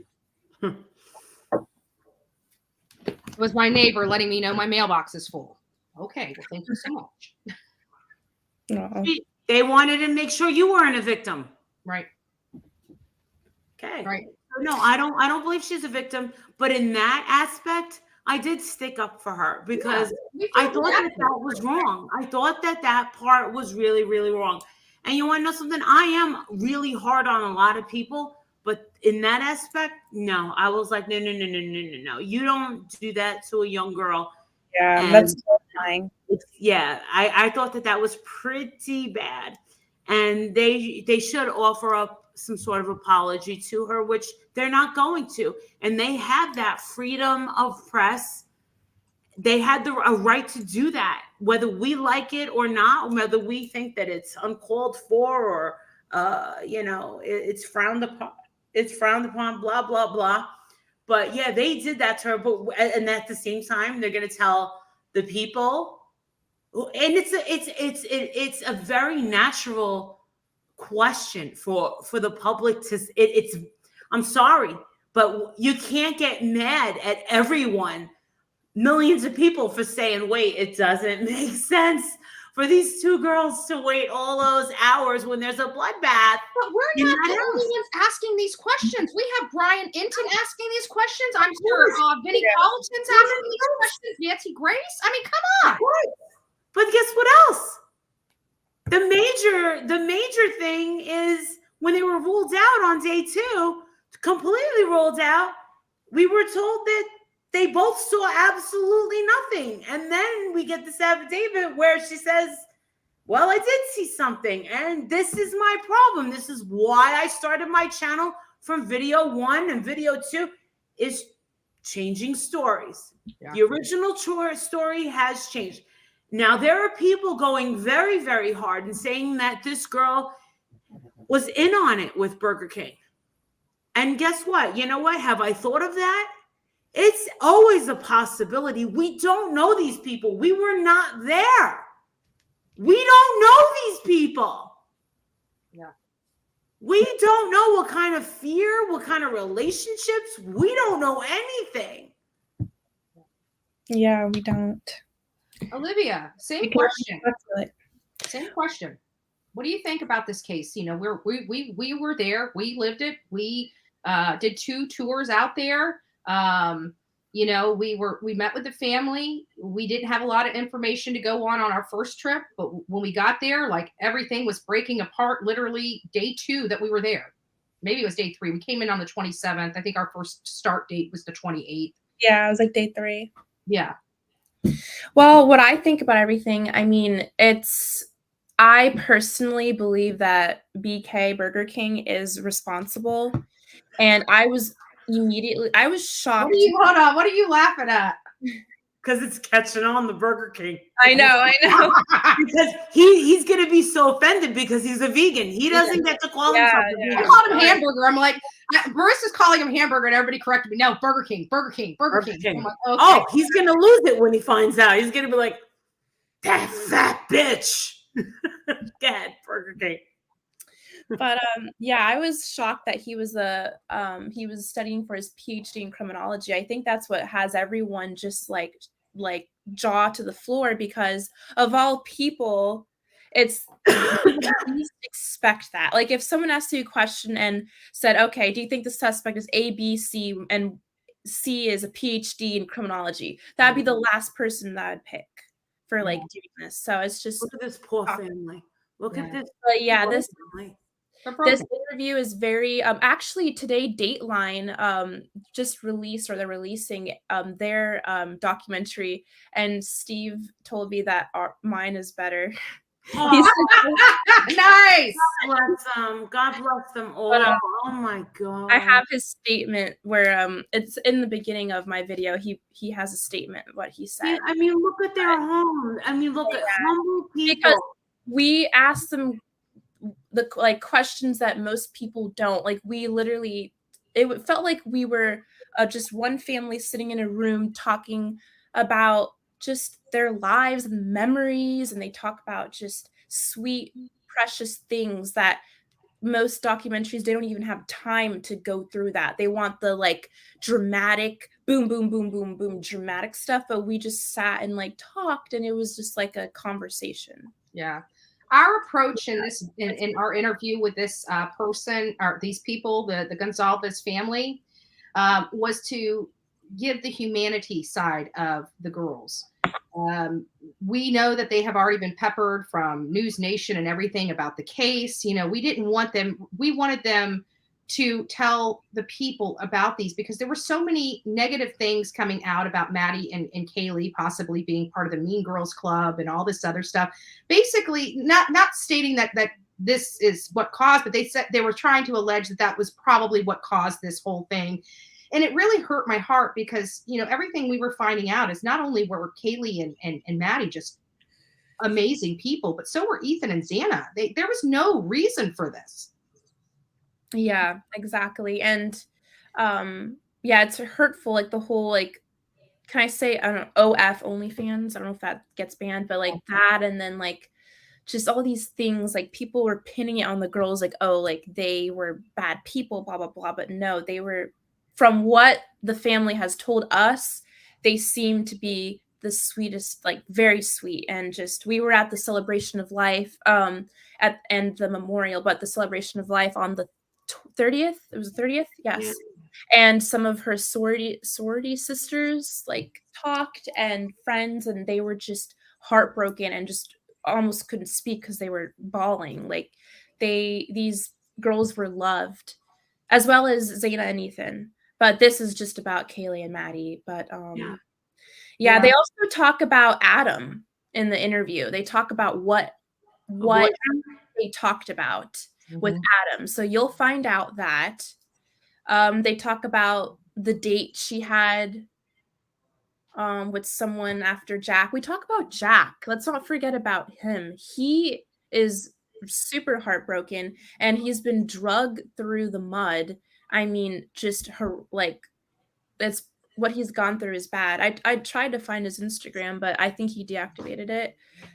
He's going through a lot too. Like, people plastered him all over the internet saying that he was a killer, and he, even though they were broken up for 3 weeks, they still talked like every single day. And then they also talk about in the interview the text messages, I believe that night, like why that she was calling him. Like they all looked into that. This family, you know, I give them so much credit because not only were they outspoken and in the spotlight, they're like their own investigation team. Olivia has done such a good job of, they became sleuths themselves. And it's just, I think this is one of the first times where we see a family become like sleuths, like internet sleuths in a way. Like, it's just fascinating too. But so Heaven 57 asked, do you think Burger King is an incel? I'm going to start with Olivia, and then I'm going to go to you, Marissa. I mean, it's possible. I mean, 1,000,000%. I think so. I think that he has a disorder. Hold on just a second. For those people that don't know what an incel is, I'm just going to read the Webster Involuntary celibate definition. And it defines incel as a member of an online community of young men who consider themselves unable to attract women sexually, typically associated with views that are hostile toward women and men who are sexually active. That is what an incel is. So again, yeah, Good. I think so. I think that he, it's possible. Again, this is all just theory, that he just had a fascination with them and never. No, I don't know. I keep like going back and forth. I think that I just feel like they had to have some sort of an encounter. And maybe we'll never find out, but I feel like because he visited all these bars and places and made nasty comments to people, and we're hearing about those scenarios and these articles coming out, you know, I wouldn't be surprised if he crossed paths with one of them. He did. He did. Olivia, would you date him? Olivia, would you date him if you didn't know what he had done? Would you date him? Is he your type? No. He looks like my type. Okay. So about 2 weeks ago, me and Vinny Paulton were going back and forth. And I said, a total incel. I wouldn't F him, blah, blah, blah. I said, look at him.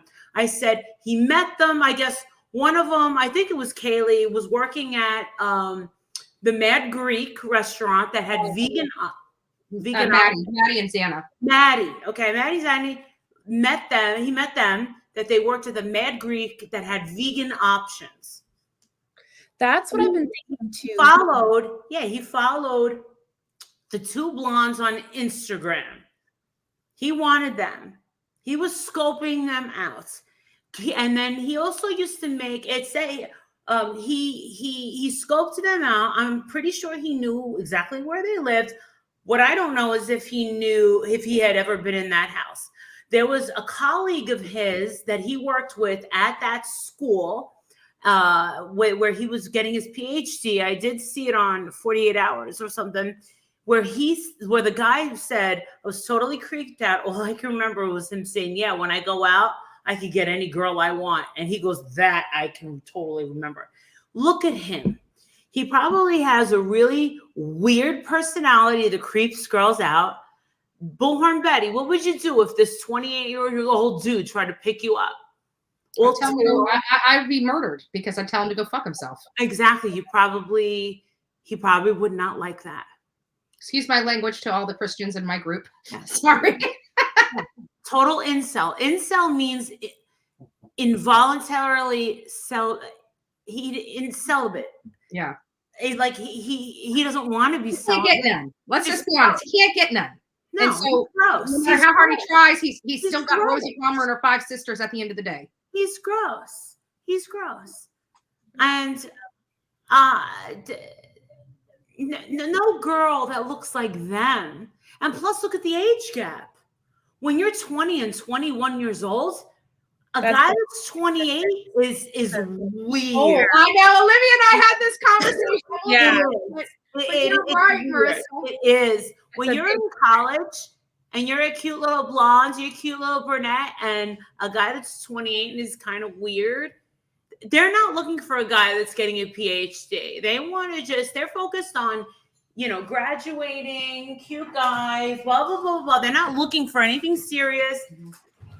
They're, more sugar. Thank you. They're definitely not focused on anything like that. No, they were not interested in him. And he probably got denied a lot. And guys like that, they take it very, very personally. And think about it, it's a college town. And if you take a look at the way these girls look now, they look a lot older. They all look like supermodels now. It's very, very strange. They were beautiful. They were beautiful. They had the Instagram, but hold on just a second. So Candy has this, and I'd like to comment on this from both of you. So Candy says, and it's very respectful. She says she has to disagree. She's probably traumatized. She's referring to Dylan Mortensen. She says, I have to disagree. She's probably traumatized, making her a victim too. Survivor guilt, PTSD. And let me tell you, anxiety and PTSD sucks. It takes your life. I agree. It does take a while to acquire PTSD. Guilt, yes. Traumatized, yes. But I have to wonder.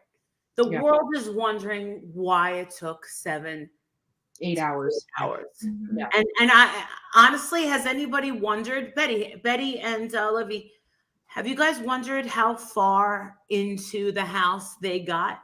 Did they check every single bedroom?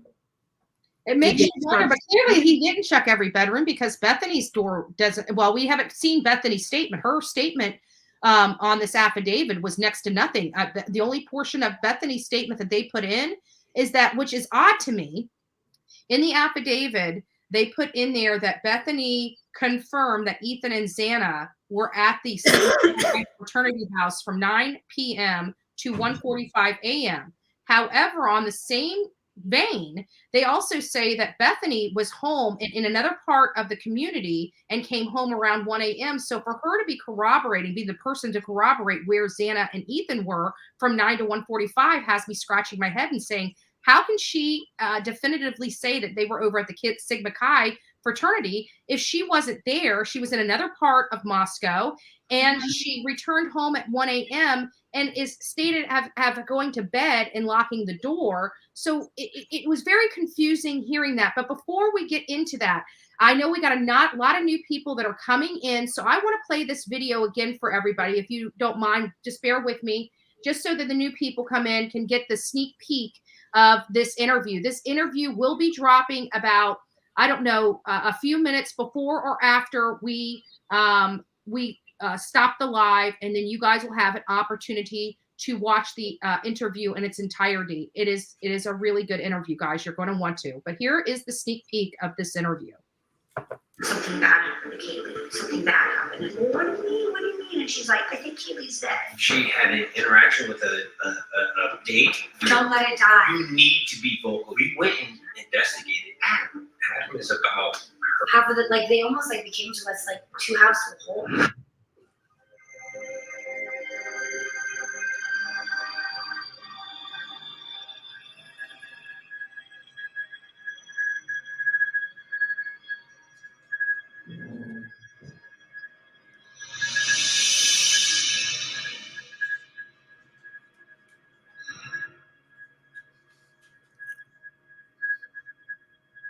On December 28th, 2 days before the suspect was arrested, my friend Bullhorn Betty and I had the honor of meeting the Gonzalez family.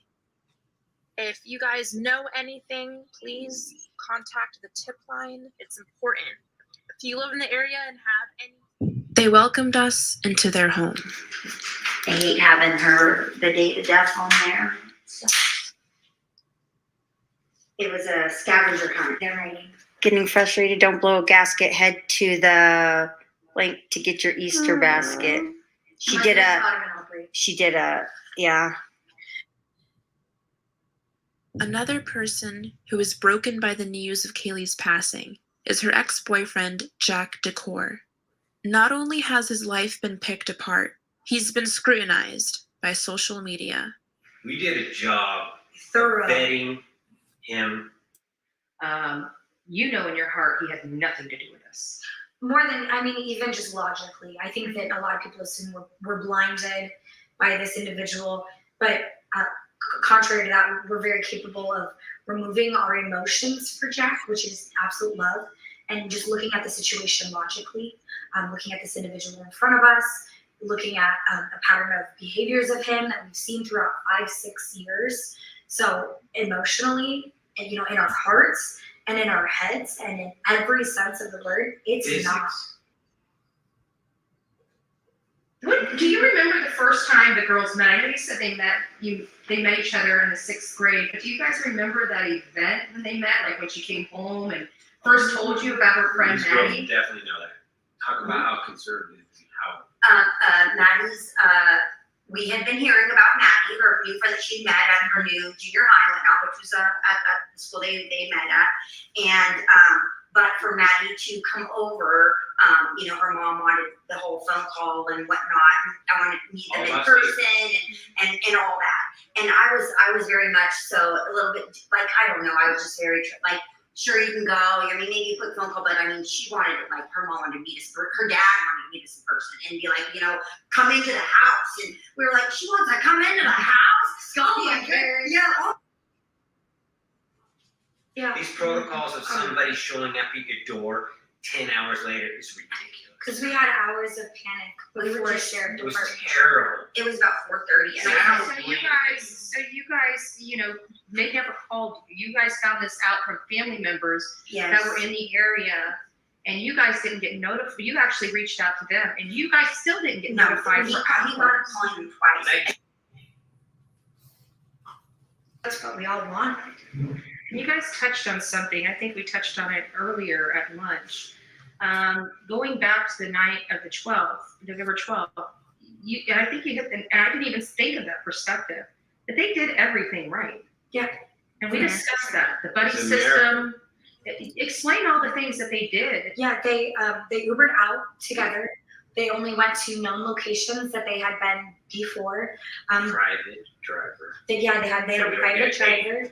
I apologize. It was a private driver that they had actually used before, so they knew him. They had a relationship with this individual. We knew him as a family member, and he really helped us. Yeah. He turned us on to food truck stuff. Yeah. So there you guys have it. This is that was the sneak peek, the clip. There is, how long is the final video that you're going to be dropping, Olivia? The final video is 45 minutes long, and it's a lot. So you're gonna have to sit through and just kind of watch it. And I'll go live later today after it's been watched because it is long, almost an hour. But they go into how they vetted Jack, what they did. It was very emotional for them to do that. We go into what was said between Adam and the girls, like what they told him and what that was about.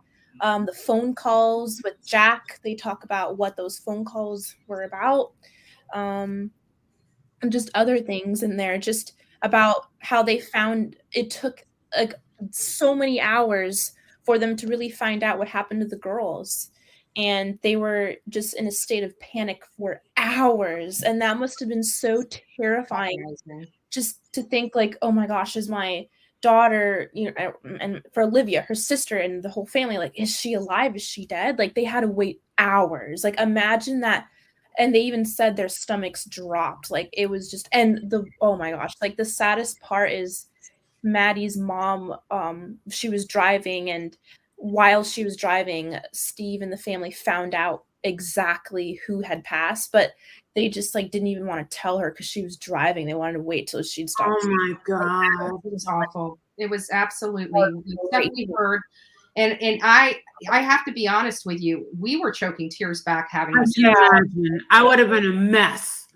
Betty would have been like, Marissa, get out. Just get out, Marissa. Get out. Get out. Wait in the car before I kill you. Marissa, are you kidding me? We would not have. Because by the time I left there, I had full tears rolling down my face because it was crazy. And I tell people, you know, when we were talking to Chrissy, she's like, you know, and the girls are still together. And she was pointing up and I saw these two black boxes. It didn't connect right that second. And then it was like, oh my gosh, I realized what she just said. And I couldn't, like, we were already wrapping up. Thank God it wasn't on screen. Thank God, you know, I'm trying to stay professional here. And by the time I had to walk stuff out the door because I got tears coming down my face. And I had to go out there and you know, because the family's feeling more pain than I am, you know what I'm saying? And so I had to go out there and compose myself because it was really, it broke my heart. Yeah. Can I ask you guys a question? Sure. I've been watching a lot of Nancy Grace, and Vinny had sent me a message. I have been sharing some of the messages between you and me and Vinny and stuff. And he said that they're working Nancy Grace a lot harder now that she's with News Nation, Fox Nation. And Nancy Grace seems to really be down and really feeling that tone out there. And she said that no matter what time of the day, and this is the way she's talking, she said that where she's sitting with the house there is that it is just so small and so enclosed, and that it's all surrounded and it's so enclosed and it's so tiny up there, and that it is just marked in just like it's a standstill where it was with the Christmas decorations and it's just locked in time. How does that feel over there? That's another thing is that I kept thinking the two times we were there is that it still feels like they're in there. Like Betty, didn't you feel like that? Like I felt, because it's stuck in time. It's like a time capsule. That's what she said. Yeah, being there at night, especially when I was looking through the window where you could see Maddie's room, it's like I keep feeling like they're in there still. Like we're seeing it as the morning after. Like it's just sad. It's really heavy. It's really heavy being there. To describe it, the feeling you felt when we were at the water hole for Summer Wells.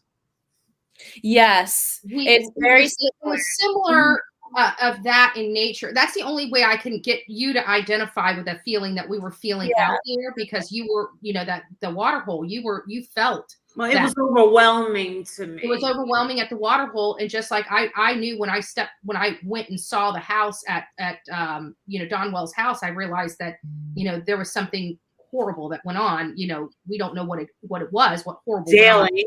You felt it. You knew you go out there and you already know she's gone. You have this sense of loss that overcomes you. Yeah. That's exactly how it felt like.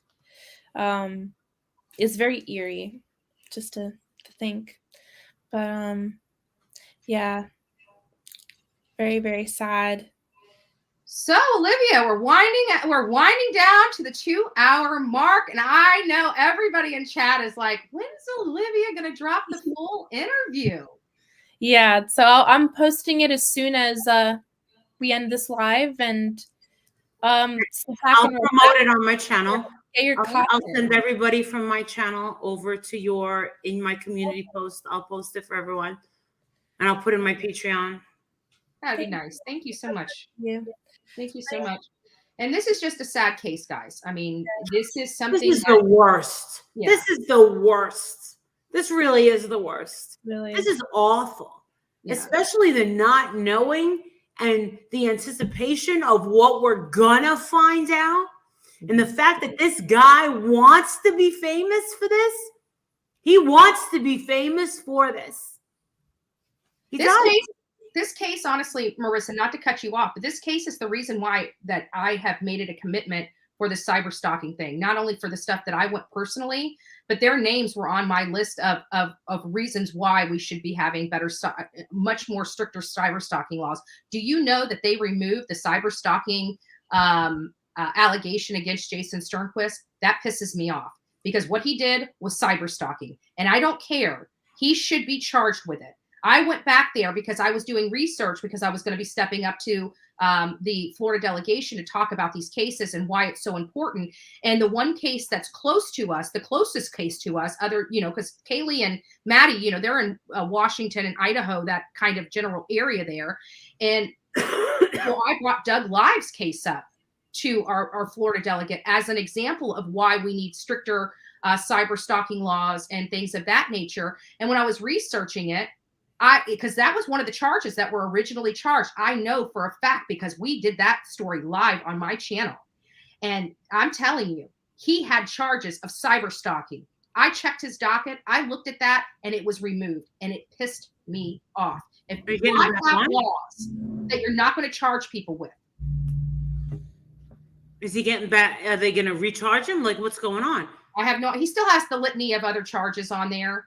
But they did remove the cyber stalking one, and that makes me angry because when you remove that from crimes that are happening, you're saying it doesn't exist. We have nothing to pull information off of or statistics off of to tell our congressmen and stuff the real reality of this cyber stalking and the progression the cyber stalking has, because it is progressive.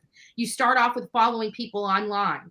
You start talking negatively about them. You start getting into their life. You start reaching out to their employees, start reaching out to places. Then you start showing up in person. It's progressive. Mm-hmm. I know all about it. We've got a stack of papers upstairs, like up to here. Especially in Pennsylvania, yeah. Who is in here? Hold on 1 second.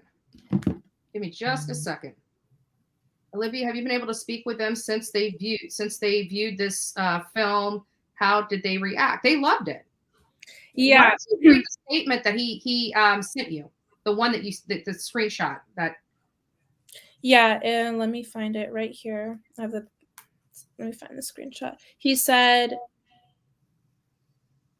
Olivia, this is the best documentary of the story, period. We wanted to go this direction, and we were clearly right in trusting you.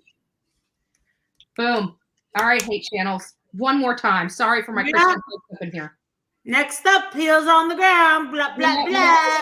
But it just upsets me. Look at it. They're so busy. I just wanted to put this out there, and I want us to talk about it on our channels too.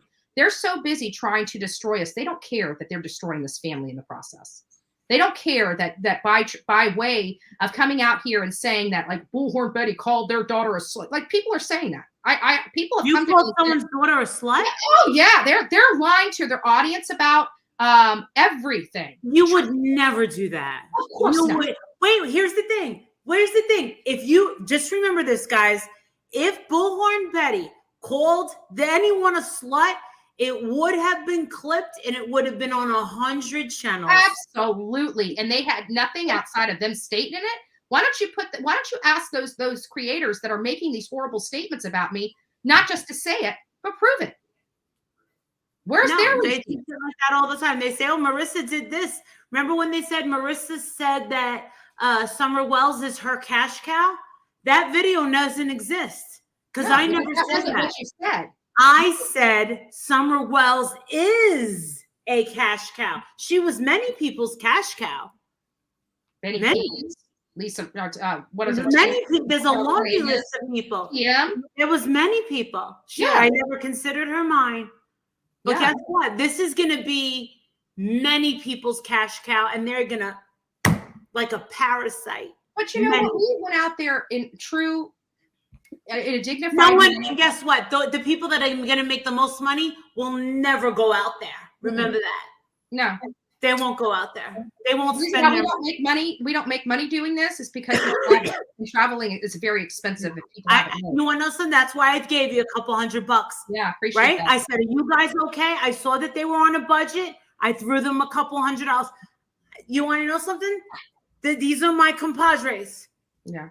Get yourselves coffees, Ubers, whatever it can cover, whatever. It almost covered our coffee addiction while we were out there. I mean, Zoe's Almost, no. I think I paid like $6 or $7 for my cup of Joe, but I'm telling you, I went back there 3 times a day to get that same cup of Joe. Well, if Starbucks is what it takes, just tell me and I'll load you up with a Starbucks card with a few $100 on it. No, don't be talking. Olivia's going, hey, come on over here. Have a Starbucks. And then they'll be in the bathroom all day. She'll make us drive 26 miles out of the way to get herself some Starbucks now. Yeah. I love Starbucks. Yeah, but no, this family was amazing. These people are great. I don't know how, if I was in their position, how they functioned. They were functioning. But when the cameras were off and we talked to the family, like I was talking to Olivia and just telling her what an inspiration she was to me and how, she's and how she's getting through it. And she said, "You know what? I haven't even thought about it." She goes, "I'm just pissed."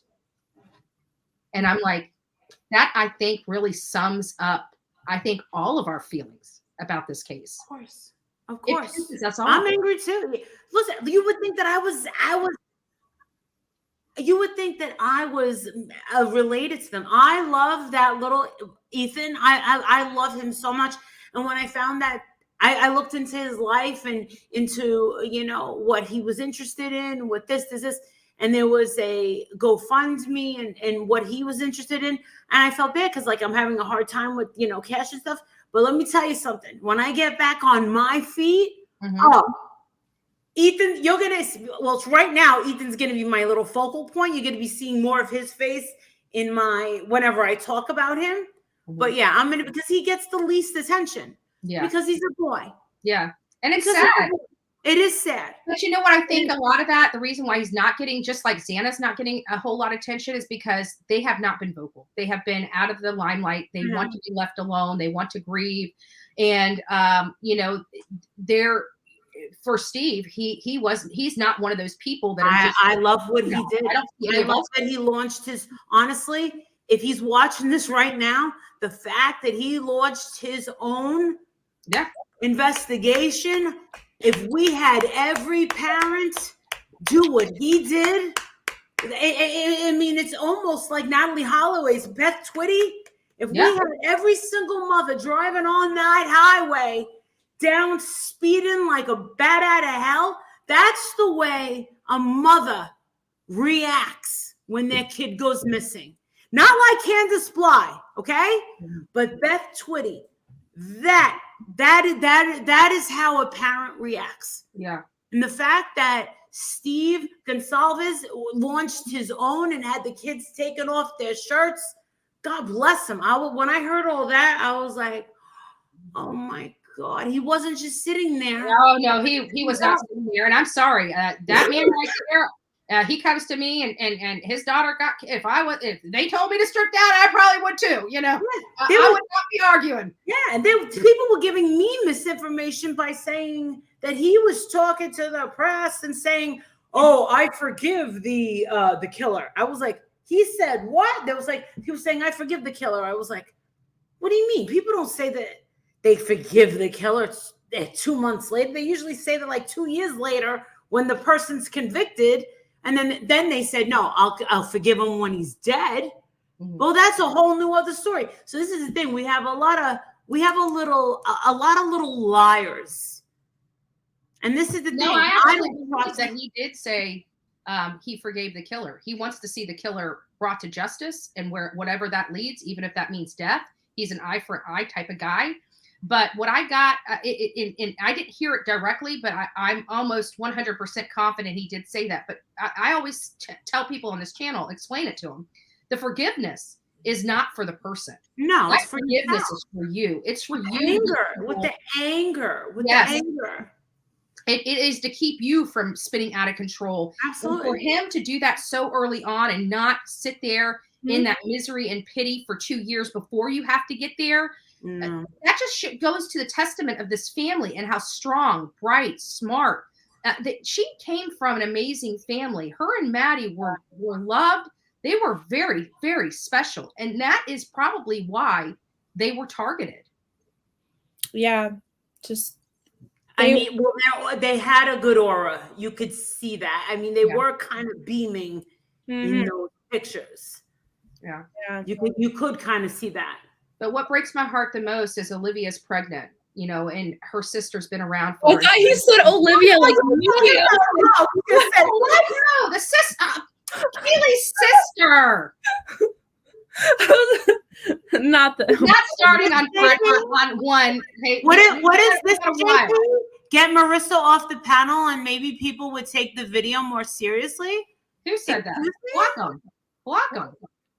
If you come in my chat and are disrespectful, how dare you? How dare you? I'm part of Heels on the Ground. These are my compadres. Get the hell out of here. I see you. Can you get rid of that person? If you see that comment, block that person. And furthermore, let me just tell you guys something. We don't care if anybody takes the video seriously. This is the Gonzalez family talking about Kaylee and Maddie.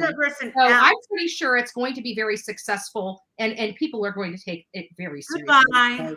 I know the delusional jellyfish out there with no brains floating around on YouTube doesn't understand that or comprehend it because you don't have anything. Like, how is that even necessary? That you it was just to gaslight you, and you gaslit. So that they got. That's stupid. Yeah, you should let it get to you. No, I'm just like, where does that comment like that even come from? I'm here to support what they have done. I've always supported everything. You're a criminal stalker that likes to do petty theft and go to jail all over the country. So, Olivia, what was your takeaway from this interview? My takeaway, there's a lot of takeaways, but I off the top of my head, obviously the family, Maddie was literally another daughter to them. I mean, just the fact that they have her urn in their, house, with the fact that Maddie's family let them have her, now that just shows you how close they all were. And I also feel very inspired by Kaylee, because when you watch this interview, they talk about how hardworking she was. Because another thing in the beginning, people were talking about how did she afford her Jeep? Like how did she afford that? Blah blah blah. Like they were so rude and stuff. So just they talked. And she got it. We confirmed with the family. Yeah. She got it all by herself. Guys, she was a hustler. She was a worker. Anything that she could do to get it. Mop floors, clean this, clean that. She probably cleaned her roommates' rooms just to get, some money. It just seems like that's the kind of person she was. If somebody had something, hey, I'll do that for you. Pay me $20. That was the kind of girl she was. She had people, and that's what's so important about this. I don't want to go too much more into the full interview yet, because I want people to watch it, because once you watch it, you'll get it. These kids were hard-working kids. These weren't spoiled, rich kids with bad attitudes. This is people and a girl that worked her little tail off for everything that she had. And she actually worked so hard, she graduated college 2 years early. 2 years. She was a hustler. She hustled her work in school. She got in, she got out. She was talented. They were both talented. It's like something happening to Olivia. I would lose my ever-loving mind. She's very talented. Marissa, you too, anybody. We would lose our effing mind, and we're not even family. Not even blood related. So anyways, Marissa, why don't you take us out with your final thoughts? And I'm just going to close, and I'm going to get on because I want to see Olivia's finalized video. Thank you for having me up here. I'm anxious to see it, and I will share it with everyone. Thank you. Thank you, Olivia. Thank you for going out there again. That is true dedication for going out there. And again, heels on the ground, not just talking the talk, but walking the walk on that ground. Girls on the ground. Yeah. And we have been spinning around. I don't know if I should say it. Olivia's don't say it. Don't say it. Don't say it, please. No, girls on the ground. Don't say it. Don't say it. It's okay. We'll say it. Remember. Okay. It's all ours. It's all ours. All right, ladies. Bye. I just put it. I'm gonna put it public now. So you're gonna put it public now. It's gonna be public. Give me about 2 minutes. Give me 2 minutes, Olivia. Give me 2 minutes. I'll be off in 2 minutes. Okay. Oh shit! I accidentally just put it public. That's okay. That's okay. It's okay. Everybody, go on over to Olivia. Yep. Let's give her a like. Let's give her support. And don't forget to like this channel right here. Please don't steal her work. Please don't steal her work. Don't even put that. They're going to. That's why we watermark it. So there's no reason to steal this girl's work. She walked the walk in her heels, in the snow, in the ice. She could have broke her femur. Come on, guys. Swivel hips. Hats off to you guys. You did it the right way. You're doing it. You're doing true crime and going above and beyond. Yeah. Above and beyond. No more talk the talk. Now we walk the walk. Yeah. In heels. Remember that. In heels. You got to try to make me break my ankles. Just remember, Olivia, guess who's buying you your first pair of Christian Louboutins? Oh, that's a nice treat. You're a size 9, right? 9. Aren't you a size 9? I'm an 8.5. But I could fit a 9. I've seen you. Yeah, but you want a shoe that fits, otherwise you're gonna get a blister. What was the size of the shoes you brought last time, Drayton? The one where you were dying. They were 9. Was that 9? You're a 40 in Louboutin. Yeah. Oh, okay, then that fits. That's yeah, you're fine. I'm buying you your first pair of Louboutins. Oh, that's so sweet. All right, love you guys. Love you guys. Bye. Bye. All right, guys. Well, what an amazing live we had today. Olivia's dropping the video. Guys, get over there. Check out the video. We're going to have a discussion on Chronicle of Olivia's page tonight or later today. Well, I'll let you guys know. I'll post it in the community chat, but we're going to have a live. And don't forget, we're going live tonight at 7. It's Friday the 13th. So we're going to talk about some creepy creeps like Brian Koberger. So just stay tuned for that. I love each and every one of you guys. God bless each and every one of you. You guys are amazing. You are the reason why we're able to do all the great work that we're able to do here on the Bullhorn Betty channel, Chronicles of Olivia, MGL, Heels on the Ground. And we're going to continue to do the great work that we do despite everything that goes on and what everybody says. You know, people are talking about us because we're being noticed. And you know what? People that are jealous don't like it. Think about it. They feel so superior, kind of like we need to start calling them the Kobergers, right? Because they feel that they're so superior to everybody else that they need to knock out anybody that is superior to them. That is a Koberger complex. And that's what many of these YouTubers out there have. So maybe it's time for us to start acknowledging that and start staying to the facts of these cases and only listening to good creators here on YouTube and not the hate channels. The hate channels absolutely do nothing but muddy the waters. They try to point the finger at us, but it's really them. We all know where that muddying is coming from. And it ain't coming from this channel. It's not coming from Heels on the Grounds, collaborative, people. This is coming from those hate channels, and we know it. So with that, guys, if you don't forget to be fearless. If you see something, say something. An ounce of prevention is worth a pound of cure. And I just kind of feel like if somebody would have called or got this man some help, that this would not have happened. And everybody, even his family, stuck their head in the mud when it came to him. and not acknowledging what a problem he really truly was. So, here we are. 4 people have their lives gone. And anyways, guys, go over to Chronicles of Olivia's page. Look at that amazing interview. We will be back to discuss at another time. With that, good day. God bless and stay safe.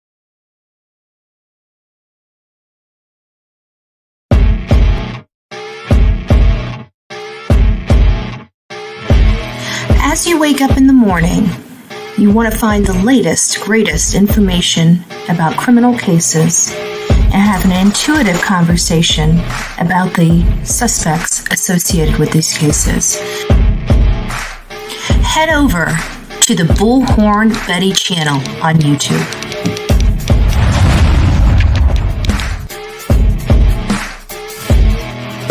Get breaking news right here on the Bullhorn Betty channel. Welcome to the Bullhorn Betty Coffee Club. Enjoy your stay and enjoy your day.